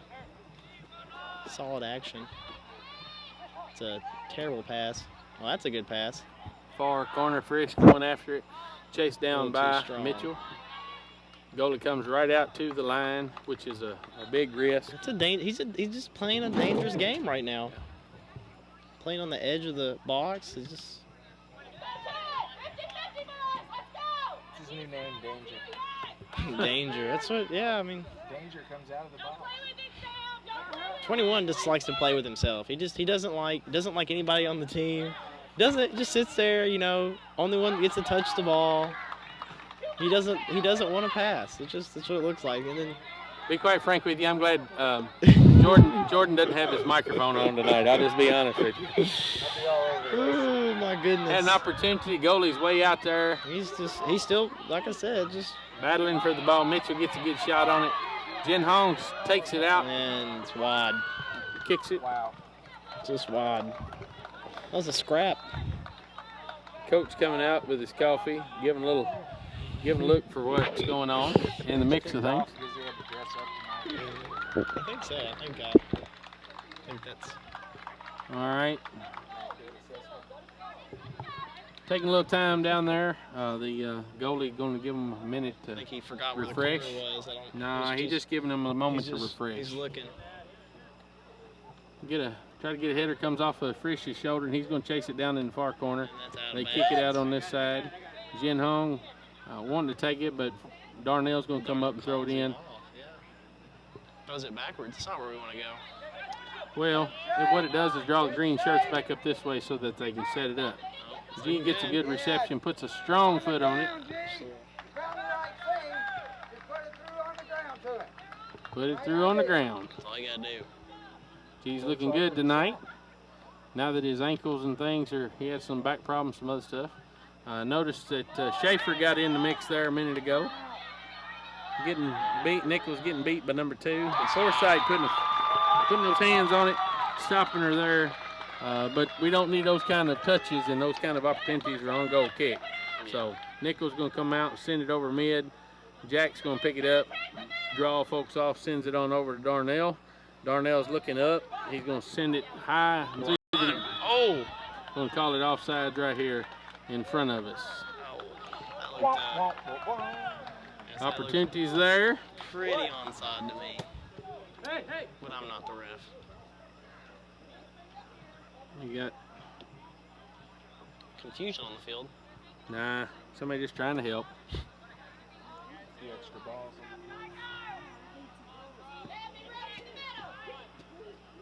Number 20 giving it a high kick down to the middle. Jack gonna go ahead and send it back down from the box. Picked up by Schaefer. Schaefer loses it.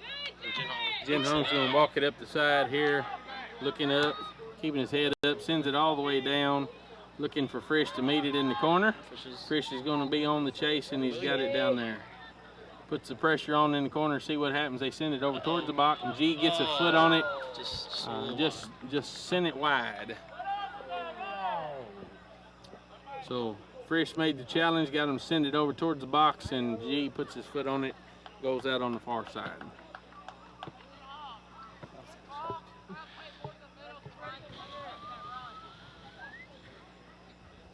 Got a whole passel of folks at the front gate right now waiting to get in.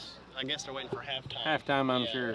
I don't think there's anything else going on in town tonight, so nope. That's good. We've had some accidents in the community. You pray for the families of those who've lost loved ones, and we know we got the workers out right now working on getting power lines and all the other transmission lines and stuff, utilities back in order from that. So you remember that family. We're gonna call him off again. Goodness. Oh Lord. When is he onside? Oh, it's rough. It's rough well, right now. It's rough. He stepped about a body length in front of him, and as long as he does that, he's going to get called with this kind of a game that we got going on. We're 4-2. We're 25 minutes into the game, and this first half, number 20 going to give it a good punch, and sends it right down to the top of the 18. Met by Darnell, and he sends it back on him. That one's a freebie. It's on. It's on. Chris is beating 20. He's going straight to the middle, up, over. The keeper. Oh, crossbar. He got to get the rebound. Didn't follow it. Didn't follow it. He's got to get. Neither did anybody else. Didn't follow it.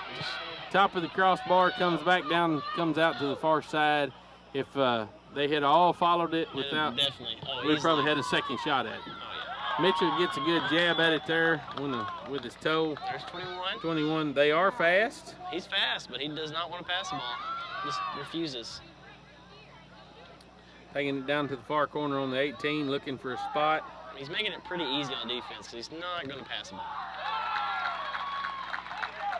Schaefer gets in front of it, knocks it out over by the flags that are up for all the seniors tonight.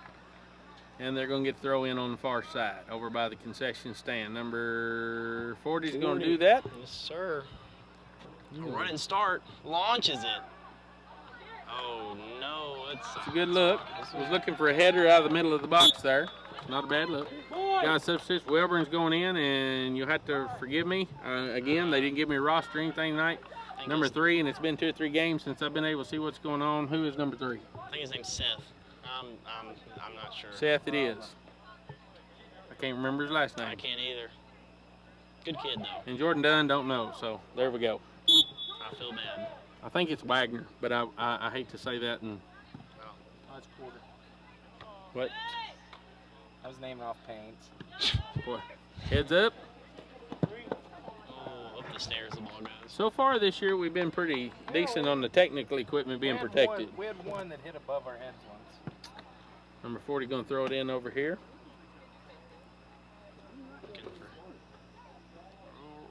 right over everybody. It's down in the abyss there. Could have let it roll out, and we got the ball back, but we'll see. Do not. I think they're throwing it in. North 40. Guess he's got the arm for the team.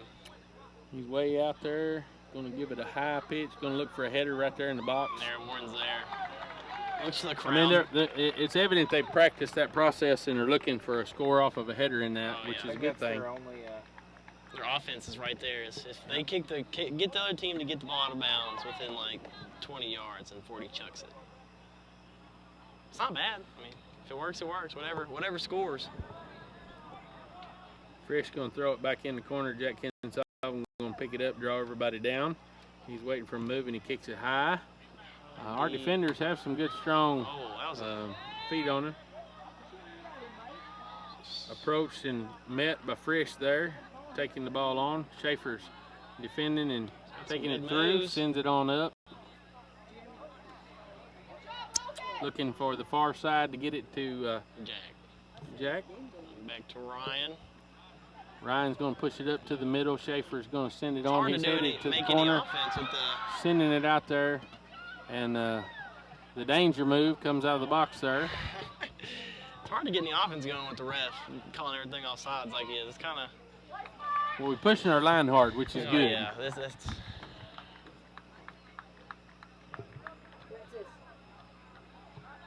kind of keeping possession right now, or not really. Number 7 receiving the ball, challenging Wilbur. Give him the ball up. Right on the line. Oh. We had some line judges. Again, for those of you that are out there listening, one of the things that's needed in high school sports these days, some folks to have a second job and come out and grab some of these reffing and officials spots, whether it's baseball, here, football. I know basketball has trouble with that these days. There's a huge need. It's a good opportunity for a second job, opportunity for finances, or even a retirement job. Might don't want to look into that because the need is there. Definitely. Frisch picks up the ball at the top of the circle, sends it on high. Down, Jin Hong is there to pick it up. He's going to the top of the crest, gives it a good kick. And that goalie is just chilling right there on the edge. He's staying at about 15 yards out, and he's moving far and wide. So Kenny Loggins, we're going to call him. Say it again. Kenny Loggins. Kenny Loggins. Danger zone, man. He is. He's just, I don't know. You could chip him. I'm going to say you've been listening way too much to Miss Shirley. That's not even close to Shirley Show. You're about 20 years off, believe it or not. I know. Back in the day. Yeah, Miss Shirley likes those 60s and mainly the 60s era. She pulls a little 50s in from down then and a few 70s, but she likes that 60s era. Rip high. I've learned a lot of music. Yeah, if you have not had the opportunity to tune into that, Miss Shirley Shirley Gray has a show on focused on some of that music, talk about and share with folks. For those of you who are music lovers. AJ needs to get back. Coach told him to get on back. I like that. She needs to listen.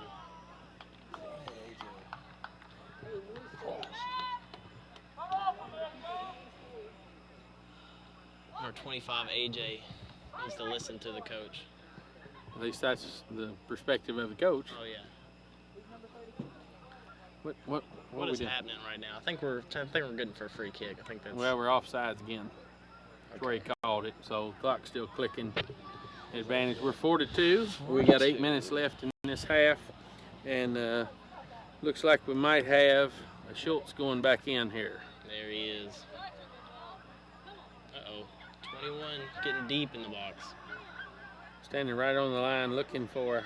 It's a battle between him and Jack. And good. That's a good, solid run, flexing after catching the ball. Feels confident. Looking for it. Yep. Going to take time to get it slowed down. That's a good, solid kick. High bounce. Jin Hong going to come in. Number 40 doing a little battling with the big boy there, number 40. He's about 2 foot taller than Jin Hong. Jin Hong doing the battle with it, but they brought it down there. All right, Schultz is going in. We'll see who's coming out. Colin Schaefer's going to come out.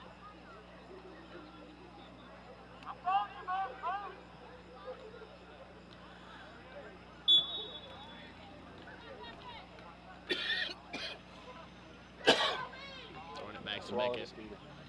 Ooh. You say you swallowed a bug?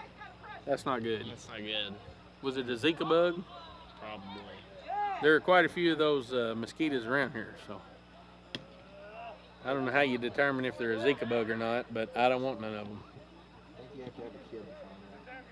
You got to have a kid to have a Zika bug? To find out. Oh, You got it. so you got to be pregnant. I think so. Me and you are out. I'm out. Theoretically. Did you see any Danny DeVito movie?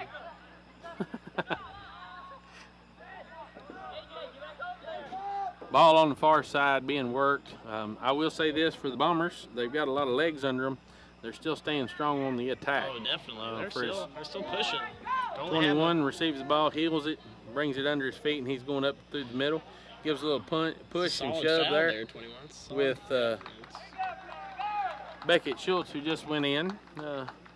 Beckett's a strong defender. He doesn't mind to mix it up there a little bit. He's had some seasons out in the other arenas in soccer, and he doesn't mind that. Darnell going to give it a high kick, send it on down, get it set. Sent right in there. Jen Hong's going to try to. Hong's in there. And the big man receives it again. Darian Welburn, he's moving past three of the Bombers, trying to look for somebody to cross it over.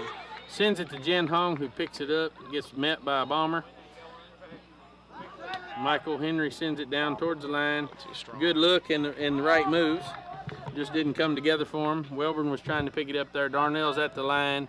Becky Schultz at the line looking for what's going on. Jack Kinsolvin back there doing a little resting, as well as Frisch. Getting a little tangled up, number 21 with Henry.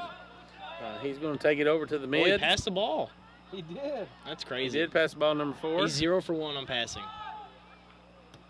Sends it up far to Welburn. Solid pass to Welburn to the corner. He's going to meet the chase with number 7. Takes it on down to the corner and brings it into the box. Going to send it over, but it goes out. Might have tagged his toe on that one. I don't know if it's ankle or toe. He looks like he's wobbling. A little hobbling. I'm not sure. Walk it off. Walk it off.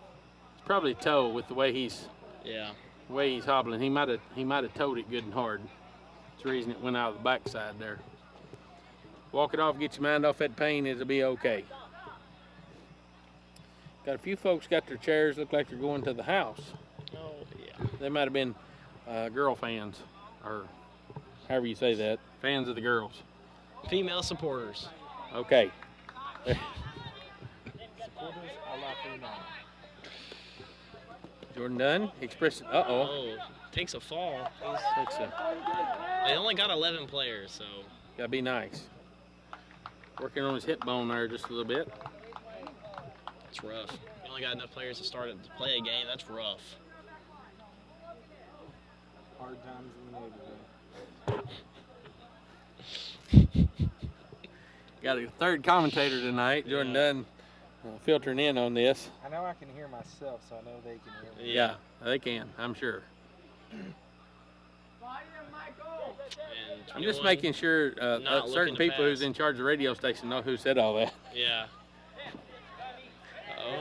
Although I'm not sure they would fire me since I'm volunteering, but anyway. Adam Redfern. 21 takes a shot, didn't even pass the ball, didn't even consider it. There is no A button on his controller. No A button.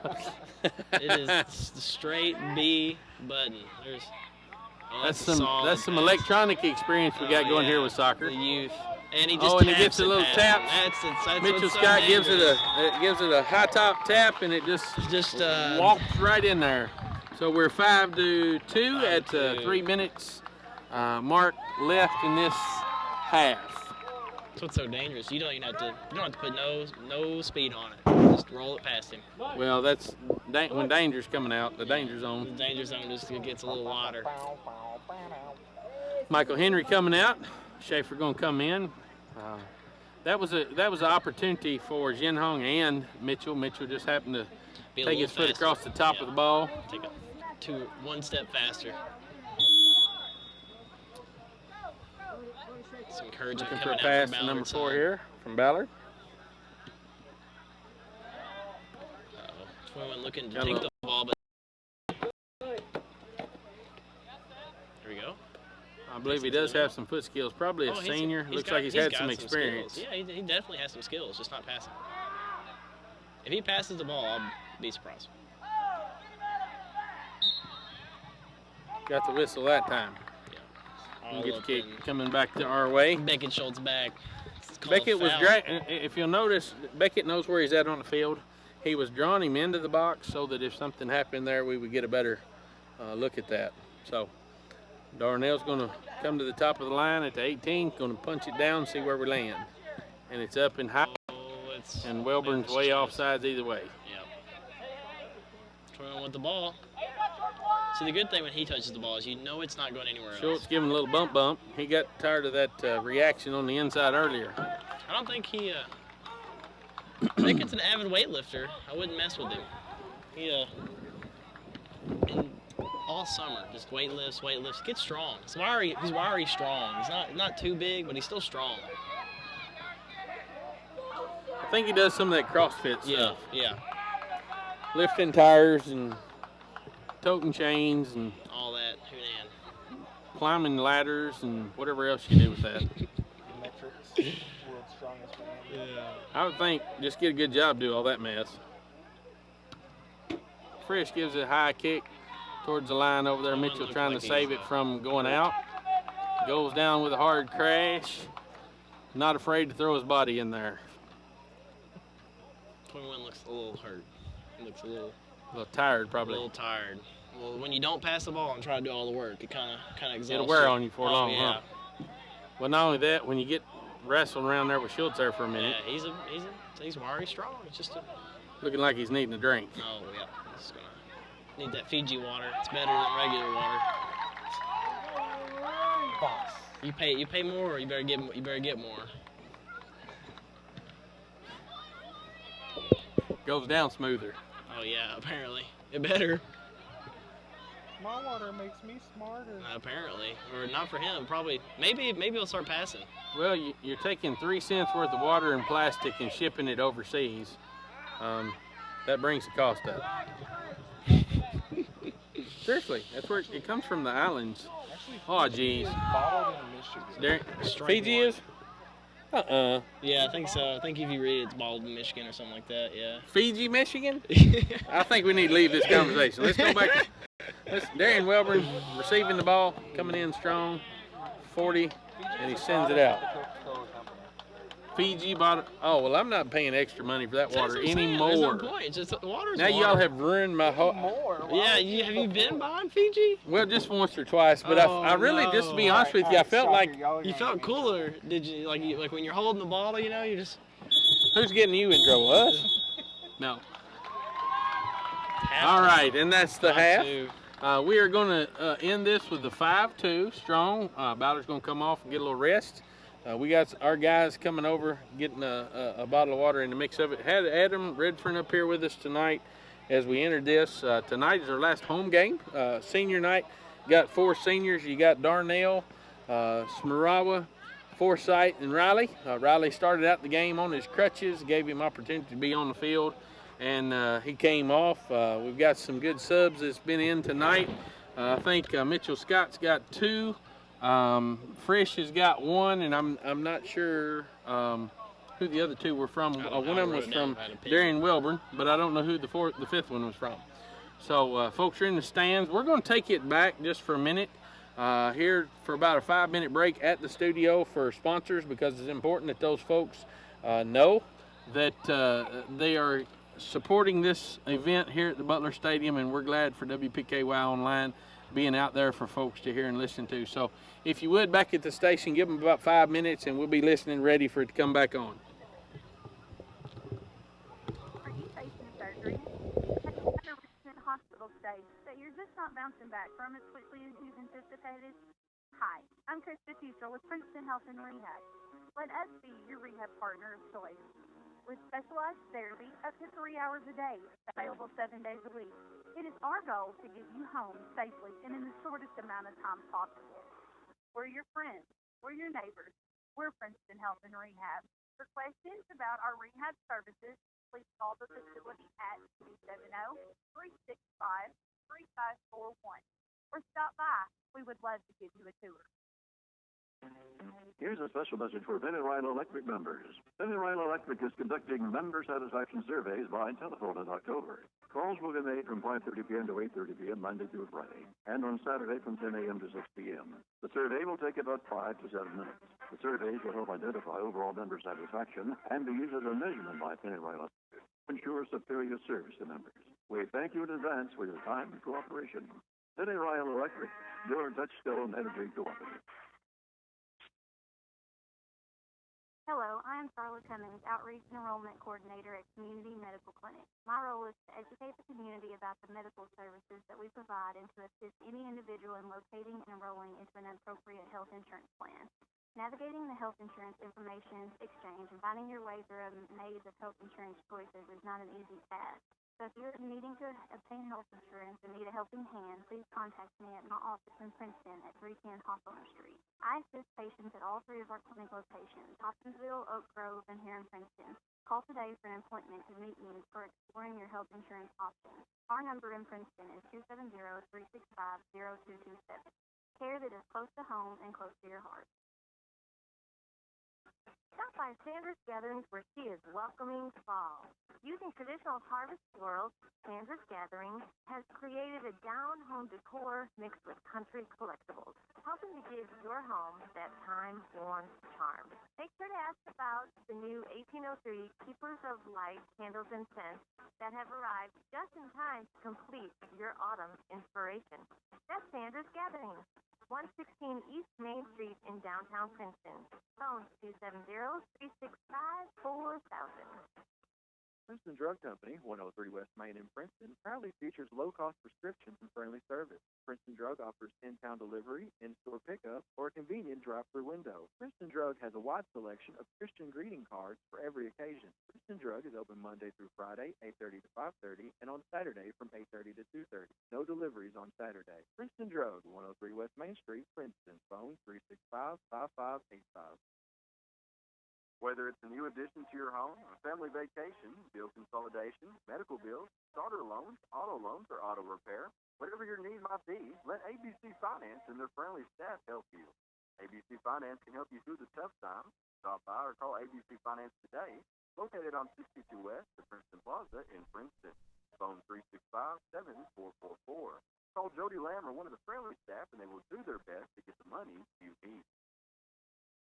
This is Holly Van Hooser with the Woodall Agency in Princeton, Kentucky. Are you wanting the best options that meet your needs? If so, call our friendly and professional agents who are just a phone call away at 365-5541 or visit our website, woodallagency.com. We will give you a free quote for your home, auto, or even your business. We will get back with you on the best options that meet your needs. Our office is located at 110 West Washington Street. Call Woodall, y'all. It's that time of year again. Soon, leaves will be falling, football, and deer season is right around the corner. And when those little critters get scurrying around, sometimes our vehicles get in their way. Whenever that happens, Price's Incorporated hopes you remember our body shop to get you back on the road. We offer free estimates, 3-stage paint process that is guaranteed as long as you own your vehicle, and certified technicians that together offer 115 years of combined experience. We keep rental vehicles readily available, so even if your car is out of commission, you don't have to be. Price's Incorporated, Highway 91 North in Princeton. When you need extra time to heal, Caldwell Medical Center's Swing Bed program can help you if you've been discharged from a hospital but still need recovery time before going home. Who's right for swing beds? Patients with recent joint repair or replacement, recovering from a wound or major surgery, patients who need acute physical or occupational therapy, patients in need of post-hospitalization pain management or IV therapy, or patients recovering from a stroke. For more information, contact Caldwell Medical Center at 270-365-0300. Caldwell Medical Center, located at 100 Medical Center Drive.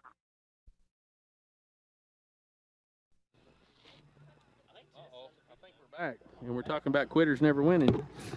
As we meet the half, they're getting a pretty good long break here. We come into the half, Redfern, as you've joined me up here on the platform for this last home game, ended up with 5-2. Ballard County really doesn't have any substitutes on the bench, so they're working hard and got a lot of leg running to do. And in the mix of it, our guys had several substitutes. Some good, strong passing, had some good looks. Actually had potential for 2 on-goal kicks there, 2 others that we missed, as well as another opportunity set up for one. So it could have been about an 8-2 game. We have defended very well. And as we saw earlier, they like to bring the ball out of Tiger Stadium, getting ready for football against Trigg County, the 139 Bowl that started about 5 or 6 years ago. They're going to continue to do that tomorrow night during senior night, so it ought to be a good head-to-head match. Waiting for the buzzer to go off, and the weather is good tonight. Had a few mosquitoes for October weather. It's quite nice out here. Sometimes it's cool and choppy for a senior night, but tonight it's kind of warm. We're glad WPKY Online is out there, and we're on Facebook on a regular basis. And Jordan was just sharing with us that 1580 AM is transmitting the same thing as WPKY tonight, and as usual on everything that's going out. So if you can't tap into the FM, you can always go to AM. And we're grateful for the work and things that are done down at the station, those who sponsor and support it. Now, the refs are coming up, getting folks ready to get out on the field. We're swapping ends. We will be facing the south end and defending the north goal. As Ballard Bombers come out, they'll be defending the south end goal, and we'll see what happens in this second half. I'm pretty excited for the half, Ballard. Oh, my bad. Sorry. You're all right. We're going to get you learning before it's over with. Oh, This is training. You're an intern already down at the chamber. Has that been a good experience? Oh, definitely. I get to meet a lot of business owners and talk to them and tell them, ask them how they did it or how they run in it. It's pretty nice to get that information as a high school student. I'm getting to step up. It's definitely interesting. Ballard Bombers get the ball first in this first half, and the clock's got to be reset. Hang on just a minute. If we could, Coach is getting it reset right now, and we're off and running. Ballard Bombers are setting the ball down. Number 2. He's the one who does pass the ball. Sends it over to number 21. The one who just shoots it like that, and then Warren with a solid stop. Warren does a throw. Sends it down to Mitchell Scott. Sends it over to Matt Henry in the middle. Looking for somebody on the side to move it on over. Ken Sullivan's bringing it up. He sends it up with a little toe tap. And Jen Holmes receives it, puts it back over to Beckett Schultz. And Ken Sullivan's going to handle the ball here for a moment as we look for a good place to send it up. Sends back to Henry so that they can draw him off. In the mix of it, Nichols is back. We got Cheryl, looks like being ball boy tonight off of JV, and I don't know who's on the other side. Looks like the other Cheryl. Yeah, the other Cheryl. Cheryl and Cheryl. Tell you what's interesting about good old Beckett. He is just as strong with his left foot as he is his right foot. Opportunity, yes, he is. Oh, opportunity with the right foot there, kicked it, but it went out to the far side of the right-hand pole there. The upright missed it. And the danger zone, a goalie for them came out and threw his hand up and went right over beside him. Wow. But it's a definite advantage for when you have him up there on offense, where he can strike with his left and his right. Frisch is another one who has a good ability to yes, definitely. They split the ball with left or right. I mean, really, Mitchell, too, it's just a solid junior class. Yes. It'll be interesting to see what happens next year with those that are coming up, especially with the way the JV's played this year. Yes, sir. Garrick playing defense now. Ball being challenged there by number 1. Ken Sullivan gets in the battle with him, and the ball sent back down. Didn't get a whistle.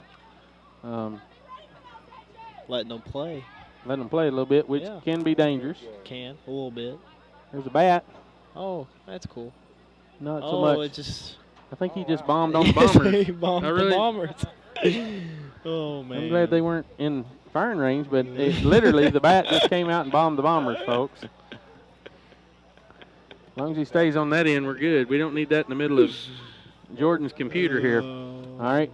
Nichols going to get an offsides call right here just because we're out moving it. Yeah. Schultz takes off, and he's about 2 steps off. It's difficult to win. About 2 steps off, just aggressive. If we had some line judges, they might let that go just a little bit. Definitely. But since we don't, it's hard. Hard for two refs to ref. Soccer game. Darnell turns his head, gets a header, sends it back up. Henry's on the chase with it, being tugged on a little bit there. Got a little shirt pulling, number 25. AJ. That's AJ. That's AJ. Well, Ross. coach will be calling on that here in just a minute. Yeah, he needs to get back. Might be a grandson or something. I'm not sure.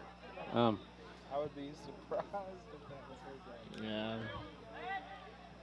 Well, that's the only one she's called by name. That's the only reason I said it might be a grandson or something. That is true. Uh-oh. Is that offsides? It's offsides, but he's going to let it go because they're coming to challenge it. Slips through everybody. They weren't trying to outrun it. No, the ball just came past him, so he was going to let it go. Lackadaisical like. Warren slinging it. Frisch. Frisch going to move it up the front side. Somebody needs to step up for Ballard. That's what our ref is yelling, or coach is yelling. Jen Hong putting the chase on number 3, not giving him any breathing room. Frisch going to meet him on the far corner, give him a little bump in the corner, and send it on out. Definitely no love lost. They're going going to get the corner kick over here. I'm going to say that you're going to see the setup where number 21 and 2 are looking for a header on the inside, maybe even 40. Yeah, two passing it, 21 receiving. Nope, it's just looking like AJ. Yeah, it's corner. This is AJ on the corner kick, number 25. I'd say you two boys might give the brother a complex if he got to talk to you about his passing skills. I think, you know. Going to get the goal kick there because went out on the side there, looking for a hook in it, but didn't get it. So Forsyth's going to put it out on the line there at the box and give it a good kick, and we'll see where everybody gets lined back up. Sends it over to Frisch at the top of the corner on the 18. Pulling everybody up this way or trying. He's wide open. He is by himself. He's on an island. A Fiji island. Fiji island. Here we go with the water deal again. All right. Matt Henry picks up the ball and gets it taken away. Ball picked up. And Jen Hong comes in on the backside and steals it. Garrett gives it a good boot. Well, he let it go and Beckett pulled up. Beckett's favoring his right leg again. I don't know if he's got all that settled yet. It's definitely hard when you're injured like this team is. Definitely hard to get back because you want to get back, but you may body's limited. Yeah, you may just do it again, and it's rough. The season's been rough. Got a good pooch kick there. Whoa. Mitchell did split, sends it right up to the middle to Beckett, so he can send it over. Jen Hong's right on. He's handles. Overstepped it's what happened there, but still stayed in control of it. Watching the stop. And one. That's a good ankle biter right there. And offsides again. Ooh, just one of those We're nights. 5 minutes in, no score in this half so far. Good competition, good game. A little more exciting than the last game, 10-0 girls winning against Ballard. It's good to see the challenge. Yeah, it's good to see a good game. You don't want to see it blow out. 34 minutes left with the competition that's going on and the aggressiveness. I would say that we'll see a little more banging around here in the next few minutes if the referees let it happen. I'll tell you what we won't see happen. Passing from 21. 21 passing the ball is had definite options to pass, but refuses. I don't know. It just kind of setting yourself up for failure. He accidentally bit the dust there on that one.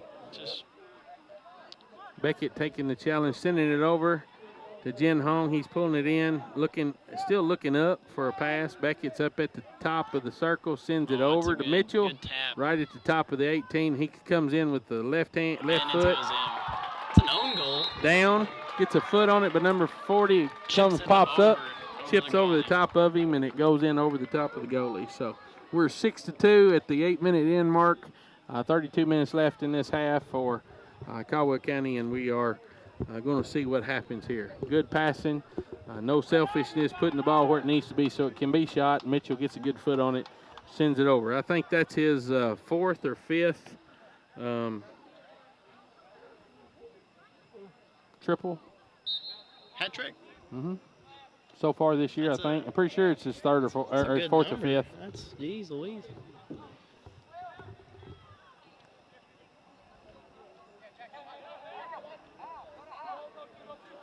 But he's a shooter. He is a shooter, definitely. He's a passer, though. He is. That's what you know. He doesn't know.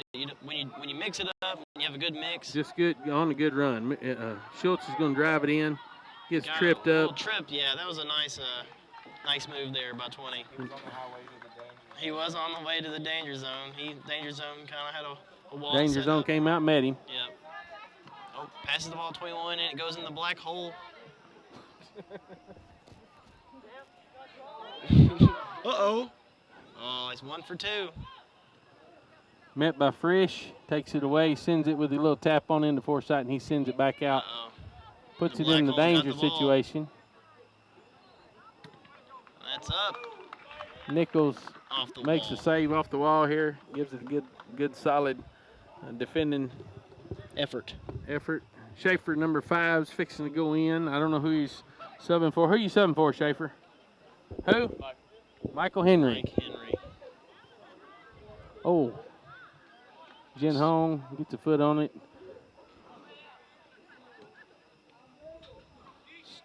Send it to G right in the middle. He's going to turn the ball. Looking for a pass. Oh, good foot. pass. Good Yes. foot. Good look. Jin Hong picks it up on the sideline, looking for a pass through over to Mitchell Scott. Mitchell Scott picks it up on the corner, takes it to the 18, and he's looking. Chip shot up over the top. 7-2 at the 30-minute mark. That's 4 for Mitchell Scott tonight. That Putting was his a foot on it. pure pass. 21 is jealous. Aside from everything else, that was technically how it's supposed to look in relation. That's how it's supposed to look. That's Michael Henry going to come off for a little break. Schaefer going to go in. Jin Hong just about spit on his foot there, but anyway, that was extra. Good luck. It's a good On luck. the way. It's a good luck. Good luck spit right there. Just to be quite frank with you, it's kind of. The black hole has the ball and loses the ball. 25, AJ is sitting open. Just Waiting on the rain. yeah, I guess he's waiting on something that's not gonna happen. Ball kick. G's going to come to the middle. Garrett Smarawa, he's going to take it on out. He's going to let it take its time and roll too. Good thought, but they were timing just a little bit off there. Yep. Number 3 trying to weave it through. Frisch getting in front of it to take it out. That was good. It's a good move by Frisch. Just kind of blocked away, so Warren pick it up. Warren's not been in the box too long, and so good communication there, it looked like, in what was going on to let him know to come on out and get it, but he took his time holding him back before that. Ball high to the mid in the circle. Got a header off of It was a definite handball just then. handball, but that's okay. Number 20 giving a little wrestle and a push to Mitchell Scott. Rolled him up on the side over there, and he kicks it back down to them in the mix. What's happening? They're letting him get in order and throw it in on the far side there. Ball's thrown in. Ken Sullivan puts a foot on it. Try to get into the black hole. 21, just try to get it in there so he can take a shot. Got Bryce going in. And number 35, I'm not sure. Who's number 35? Darian Francis. Yeah, Darian Francis going to go in here in just a minute. G's got the ball, sends it up it's high. a good pass. Beckett Schultz is going to take for the chase, and he's going down on our side. He's going to put a right foot on it, right in his good stop. Right in the bread basket on the ground there. Yep, it's a good stop by the danger zone. That was a good look on the process and the pass. It's definitely a good pass by G. That was a good touch. And Jack with the ball now. Jack takes it away from number 21 there. He's going to send it down the far side again towards the corner. Mitchell's going after it. That's a goal. That's just what you shouldn't do as a goalie. Oh, he's getting caught up in the net there. Seems to fight in the net. That makes it. That's not good. He's losing against the net right now. Oh, you missed it. Number 7. Ballard's coming up. That's number 8 actually for us. I think, right? Yeah, number 8. Number 5 for Mitchell. 5 for Mitchell. Definitely a shooter. What are you tapping me about? Well, he went in to get the ball and he got missed hung it, up yeah, in the he's- net, and he's it like took him a- quite a few he was minutes to fighting the come net. undone Yeah, he's out of the fighting the net. net, So I and the net thought won. you might want to catch that. Yep, that's pretty. You know my style. I like it. The net got the best of him. Tried to net a win. Oh, 21's on the back line now, so this will be good for him since he won't have to pass. That's good. Just stop the ball. Jack. Jack meets number 3. number 40. Pretty good sized fella coming down through the middle on top. He puts a good foot on it. That was Strong foot. If it had been in angle, that was a done deal. That was a laser. Maybe why the flip-flop there just a minute ago. Sometimes that happens. He may not have a lot of steam in him, so they move him from the back to get that done a couple of times, see what happens. Frisch going to receive the ball. He's going to send it down the corner. Oh, right into the foot of number 3. We're going to have a throw in on this side. Frisch probably going to pick that up and do the throw in. Looking for Bryce. Coming down the number 20 down the. Got G open down the middle. Yep. G gets a header. Wrong direction. Going the wrong direction off that big hairdo he's got. He's shaking it off. I think 40 rivals his due. I like it. Frisch meeting him there at the line. Again, another one of those hard kicks he gave, and again, that shows you what's going on. He's not moving quite a bit, but he's in position to put a foot on it. They're wanting him to get just a strong kick there. If you'll notice, that's another technique they use with G from time to time. He's just kind of the stable man there in the middle. When it gets time to put a foot on it, he's there. The ball's going somewhere if they can get a foot on it. He's made He's had 3 or 4 really good passes. I mean, just absolute. Mitchell beating them again on the far side. And that's boots it in. Hat trick squared. On a good pitch. Was that from Schaefer, I believe, number 5? From. Or was that from Jack? I think that was from Jack. It was a good pass from Jack down the field. Down the side, he outran him, picked the ball up on the side, and cut in on it. Yeah. Bryce Bannister in, number 20. Getting a little playing time, education time there, talking to coach. 9-2. Trying to tell the goalie to stay in front of the goal. Rule number 1 of being a goalie, I think, would be staying in front of the goal. It's I feel like that's the. I'll just be frank with you. I'm glad that since I got you up here, I'm glad that the other folks who listen may be on vacation. But I may talk to McEnany's and some of the other folks down the radio. We might try to get a student up here every evening. See, that's a cool view. Just to. Because you get to see what. Well, not only that, but experience. Somebody's going to have to do this later, and having students come up and see what it looks like. Yeah, it'd be good. experience it. And put that on your book of remembrance there. Yeah. Done. You know I don't have a book of remembrance. I'll have to get one of those. I'll try. Good save. Gets it out to midfield. 21's going for a shot. He 21 is playing defense right now. Shoot it. Tried to throw his shoulder. Oh! Tricked everyone right there. Wow, did not see that. Let's see what happened was he overran his angle on the goal, so that's the only option he had was either run out of bounds or pass the ball. So he chose the one that would not keep him. Let's say it would not take him off the field, but there's only 11 Bombers, so I think no matter what he's doing, he's on the field. Well, Darian Francis is going to move back. You two are the center back. Darian Francis going to the back end. That's what he say. Will's coming forward. You're by yourself up top now, G. They push Francis back, put G up as a 1. Looks like a 1-3-2-3 format there. End goal there is to try to get Garrick a foot on the ball and get a goal for him. I don't know what his scoring record is this year. High pooch kick over the top of the crossbar.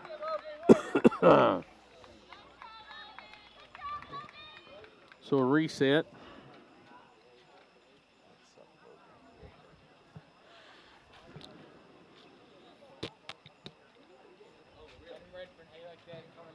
It's pretty fun. Never heard more trash talking from a commentator in my life. Especially for soccer. Yeah. Bryce plays tennis with me. He's pretty good. Yeah, Bryce has got some skills on every avenue. He was out of Caldwell County, I think, 2 years, came back and jumped into soccer and looking good. He's looking good in tennis.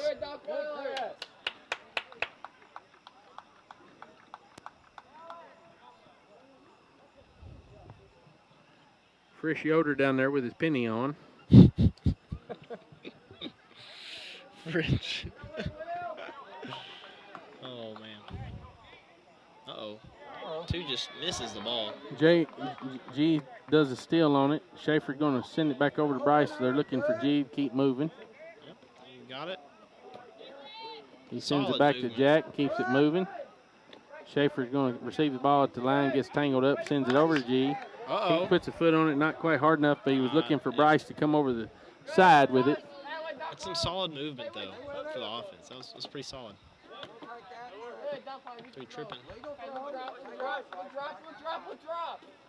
Somebody's dropping. Not quite a legal throw, but they made it anyway. They're gonna If we'd had line judges, they'd have got the ball back. He stepped on the line.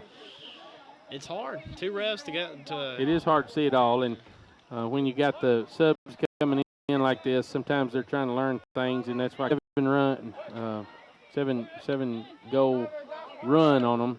He's looking for opportunity to get some time, get their head on what's going on. Get some experience. That's solid thinking. Can't get better if you don't play. We're at 20 minutes in. It's 9-2. Mitchell Scott's got 6 on the board. I think I don't even remember who all scored so far. Mitchell Scott.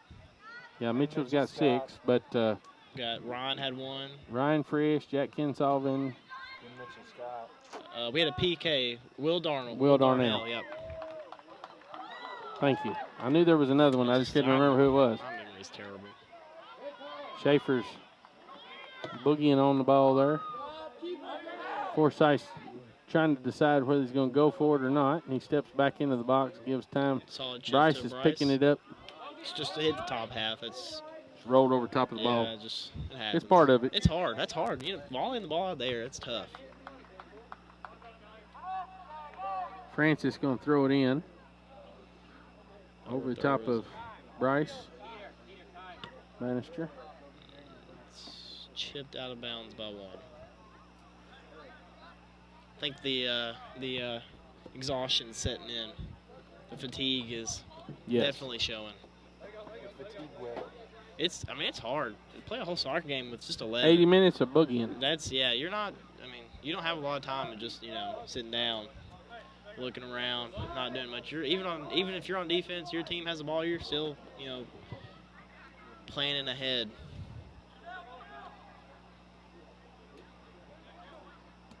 There's always something to do on the soccer field. Sends it far down. Mitchell keeps it saving the ball on the side over there.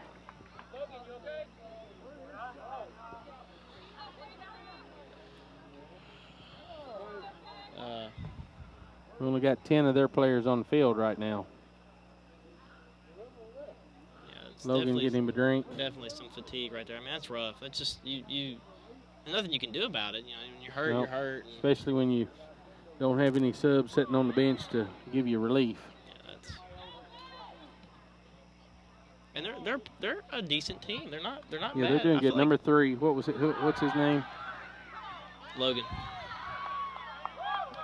Scott, and they're not bad. It's just I think the fact that they don't have any relief and no ability to change up things. It's just difficult, definitely. As you can see right now, we have a bunch of fresh legs in. It's just good playing time for them. Oh yeah. Schaefer sends it down. Bryce here at the corner, just outrun him just a little bit. Number 4 going to throw it in.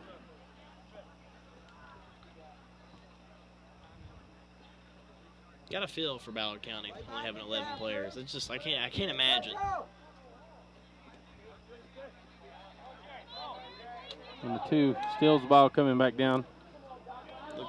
Coming to the corner. Oh, good stop there. Right in Darian's gut. Maybe hand even. That was a good. Yeah, it's a handball. But Handball that was a good, right there at the line. You just got to throw your hands out of the way. That would have been a good block by Darian. That's, I mean. Might have wrapped that wrist up a little bit doing that. It's hard on. Just a natural reaction not to get Who we got going in here? Got Nate and I wish we had a roster. Okay.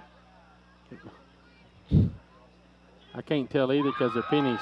Good snag by Forsythe there coming out after that 21 took a shot. Free shot, so to speak. Yeah, free kick, free shot, 21. I'm sure he lives by that motto.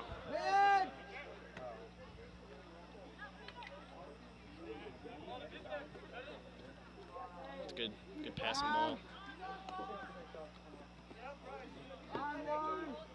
It's a good Sends pass. it right down the middle of G. It's a little, I mean, just a foot too strong. Ball taking plenty of time. And here's what you'll also see. These guys don't have enough juice in them. When they had opportunity, they take advantage right there. There's just not enough juice to get down there to do it. That's what I'm saying. They're not bad. It's just I feel like the fact that they don't have any relief. Just Schaefer going right up the middle looking for it. Sends it to the side. Pooch kick high over the top of the crossbar. Just mistouched that Missed ball. his opportunity. Yeah, it's a mistouch right there. It came off the toe.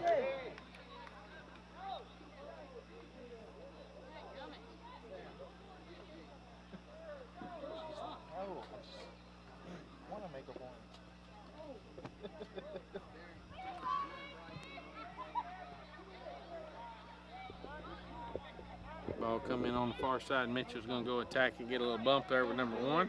He's going to take it past him anyway. Taking it to the far corner looking.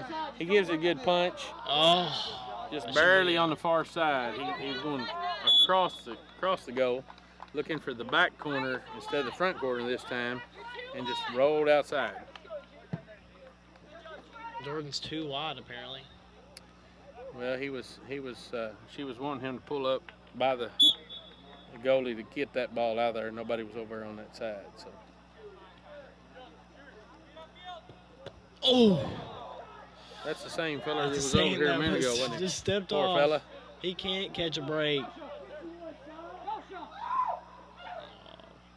I don't know what that scream was about, but I think it came from the. No, either. It came from our bench, definitely. Yeah. Who? Came from the sideline. Who's to say? Yeah, say who knows who's over there screaming. Not sure who numbered. I don't have my roster. Coach didn't give us one. I know his first name's Nate. That's about it. And I hadn't been here in 2 games, so I'm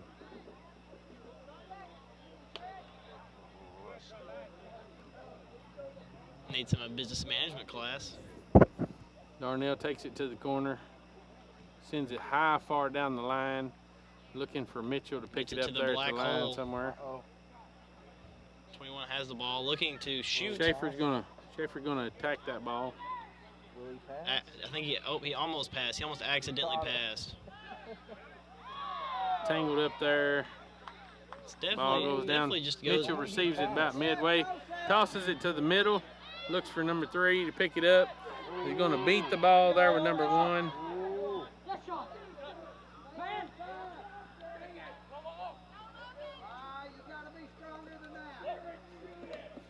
Definitely a tussle right now between the 2 teams. A fatigue team and a newer, less experienced, less experienced, fresher team. It's just it's a tussle right now. Mitchell going down to the far corner again, going to look for a touch on it. He's probably going to wind it up and shoot, and there it is. And, just to the far outside again. Almost. It would have been 7. It would have been 7. 7's a good chunk of goals. 6 is a good chunk of goals. But 7. Right now he's got a hat trick squared. Hat trick squared, so 7 is a chunk. 7's a chunk. That's what gets him over the. Oh, and chunk he will. Maybe he's going to chunk it up. Here comes the chunk. There it is. There's a chunk. That's a new. You need to put that on there. The chunk. The chunk. That's a chunk. 7 goals. It's 10-2. Mitchell. We got Darnell with 1 in. Got Ken Salvin with 1 in. And That's a new term in soccer for those new fans out there. So if they ever get into the World Soccer Federation with that, it came right here from Adam Redfern and Harold Riley along with Jordan Dunn. A new term for soccer. 7 goals is a chunk. Yeah, 7 goals is a chunk. All right. 6 is hat trick squared, but 7? 7 is a chunk. If we get to 8, that's I don't know what that is. That's, who knows? A chunk in some, maybe. I wonder what the record is for goals to one game. It's up there. I bet it is. I think it's like 13 in high school in Kentucky, I think. What do you think 13's called? I have a bunch. Ball's in the abyss down here on this end. Schaefer comes up, steals the ball, taking it down the line, looking. Jordan. Sends it far over. Mitchell's going to pick it up over there on the. We're going to find out about the 8, maybe. No, I think so. Oh, no, he passes it off. Oh, passes it. Trying to get one of these guys one of their first goals. You just gotta giving them their first opportunity. First goal for their Anthony Hart That's goal. a solid shot. Oh, just at the top. Schaefer got a good foot on it, right in the middle of the goal. Bounced maybe 2 inches too high, and he would have had that goal. That was a solid shot by Colin. Mitchell was putting it over to number 3, trying to get him his opportunity for his first Anthony Hart goal, and not a selfish bunch, that's for sure. That's great. That's great to see. Our team this year, I will say, has been supportive of one another, encouraging. That is that's a good thing. Oh, Nick got a good face ball there just overrun the ball. Got a good little jab on it, looking for it. We're at the 10-minute mark coming up. It's 10-2. Caldwell against the Bombers from Ballard County on this senior night. Look like Mitchell Scott's run out of steam over there at the midfield. 21 misses. Darnell's going to take the ball. 50% pass. Send it to the far corner, and Mitchell's on the run again down the far side. Looking to send it over to number 3 probably.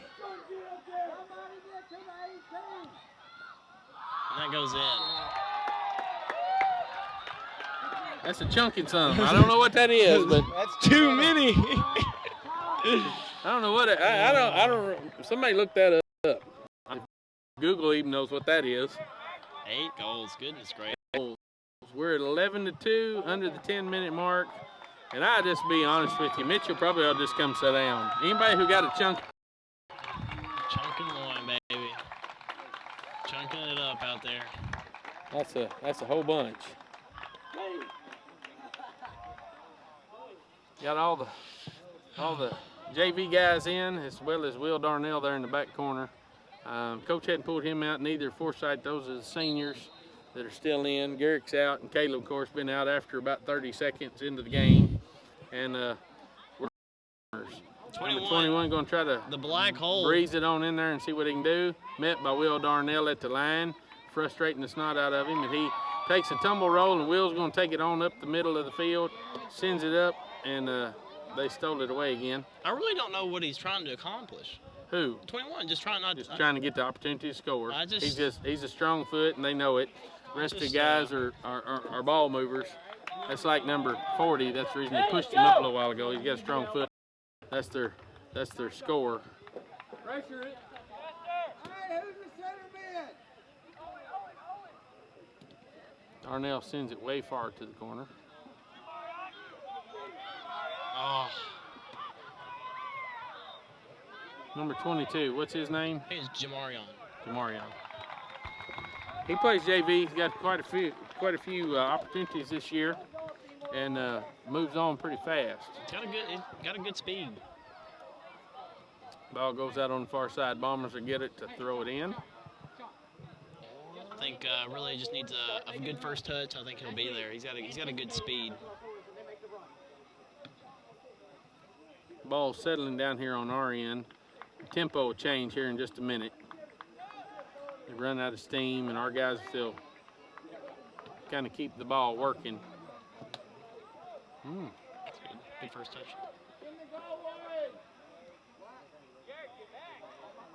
Cheryl picks the ball up.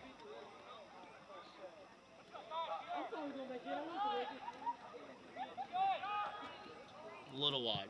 looking for a good toe on it, and it just rolls off the side of his foot there. So they're still for the game that they're in. They're still struggling, looking for the shot. But that's good. If we can get somebody to put one in, game's over anyway. Game's over. We'll end it a few minutes early. I'm sure that they will be excited. Ball is dropped in. Cheryl tries to get it. What is tied the school record? The 8. That's who's he tied with? The Chunkin one. The Chunkin one is tied. So the Chunkin one is. I'm going to say it's tied with either. Just guessing. Let's Red guess. Miller or. I say Zach Adams. No. No? Zach. Maybe. Miller or. Schaefer himself. No. About 4 or 5 years ago. No. Hang on. Yeah, that's back when I was a kid. Let's see. Ball had some nights like that. Adam Ball. Represent the name. Adam. Paredes coming up the sideline with the ball. Number 21 challenged by number 3. Paredes working it. 40 with the ball. Looking to. Oh, a good block there. Well, Cheryl goes ahead and gets it on out. The other Cheryl steps over top of it. It's a strike one. Challenging number 40, the big man in the corner. Cheryl, number 26, picking the ball up, sending it on over. That's strike number 2. Two. One more and he's out. Sends it through the legs. There's 21 sending it. Shot was not a pass.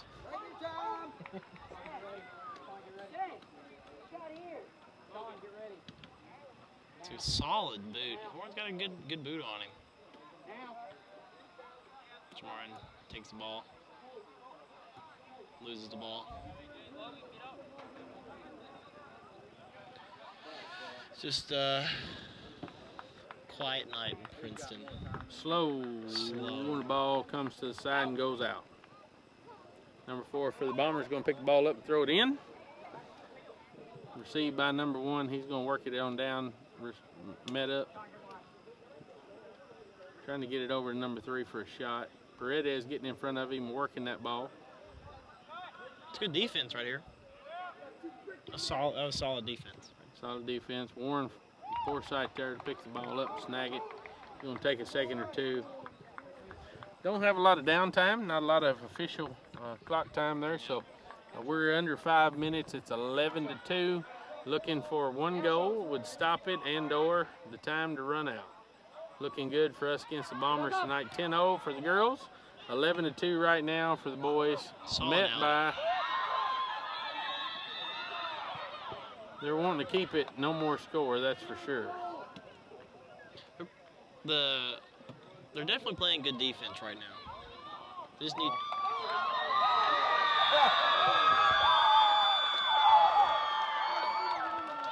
Forsythe thought he had it. That was a shot from number 21, the non-passer. Yes. That was from number 21. That's way impressive. Back here at the crown of the circle in the defensive That's end. an impressive. Bounced up and impressive feat. Just rolled out of his hands. One of those. I think that was an announcer first right there. As soon as I said that we're playing good defense, what happens? Yep. Mental error. 8-point difference now. 11-3, and which means it's going to be harder to stop the game before time's up. So well, that's a good trip there by 40. Oh, we get a whistle on that one finally. That's good. We're going to get the ball and hit it back the other way. I'd say he's probably 40's about double everybody's size out there. He's a big man. He's a bully.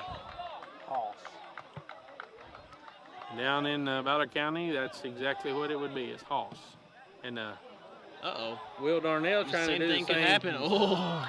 Same thing. He pops on the ball. He's got a little grin on his face, like I'll put that back to you the way y'all gave it to us.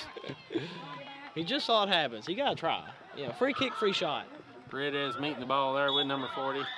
Gonna call a handball going that way on us.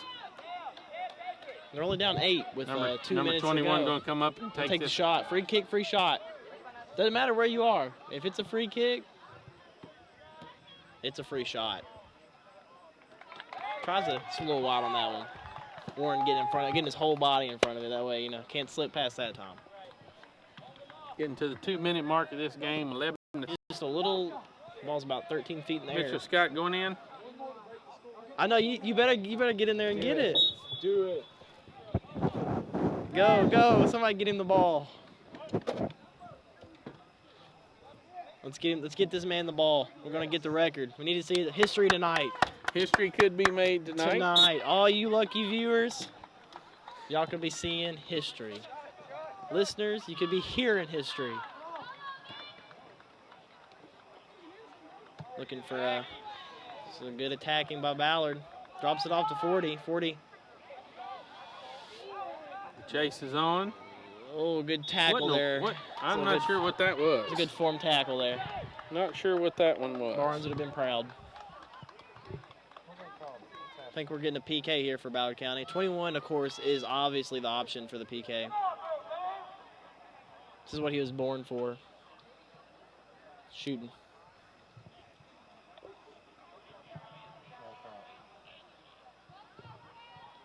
Hoping for some history. I love watching sports history. It's always a interesting thing to say. You know, you were there, you saw it in person on the 21's getting the free kick. It's a little something. Can't capture it on film for. It's a hard thing to do right there. Stop the PK. 4-11. Main thing is now, since the game is won, moving the ball fast enough for them to get Mitchell an opportunity to break the record. I'm not sure how we get to that. KSHA should have the record on there. I'm sure. The record is tied according to Todd Griffin. And Todd Griffin would say that's a pretty reliable source. Yeah, not as reliable a source as you want to get. I would trust it before I trust the KSHA website. Honestly. Uh-oh. Sends it hard. In the mix of it, they're going to work at it, try to get it back down here. To get it back down. We're in under a minute, I'm sure. Sending it over to Cheryl. A couple of minutes extra, and that's they don't call it anyway. No chance for history. Opportunity. History is done. We got 11-4 ball game, senior night. Mitchell came in the last 2 minutes, see if he could put another foot on it. Yeah. He's tied up at eight goals for a game. That's a solid mark. That's a chunk in one. It's a chunk in one. A chunk in one, and almost had the opportunity for 9. Guys did a good job. Our JV boys came in. And did solid. Probably 5 minutes there at the end. Ballard gave a strong presence for not having a deep bench and a good game all the way around.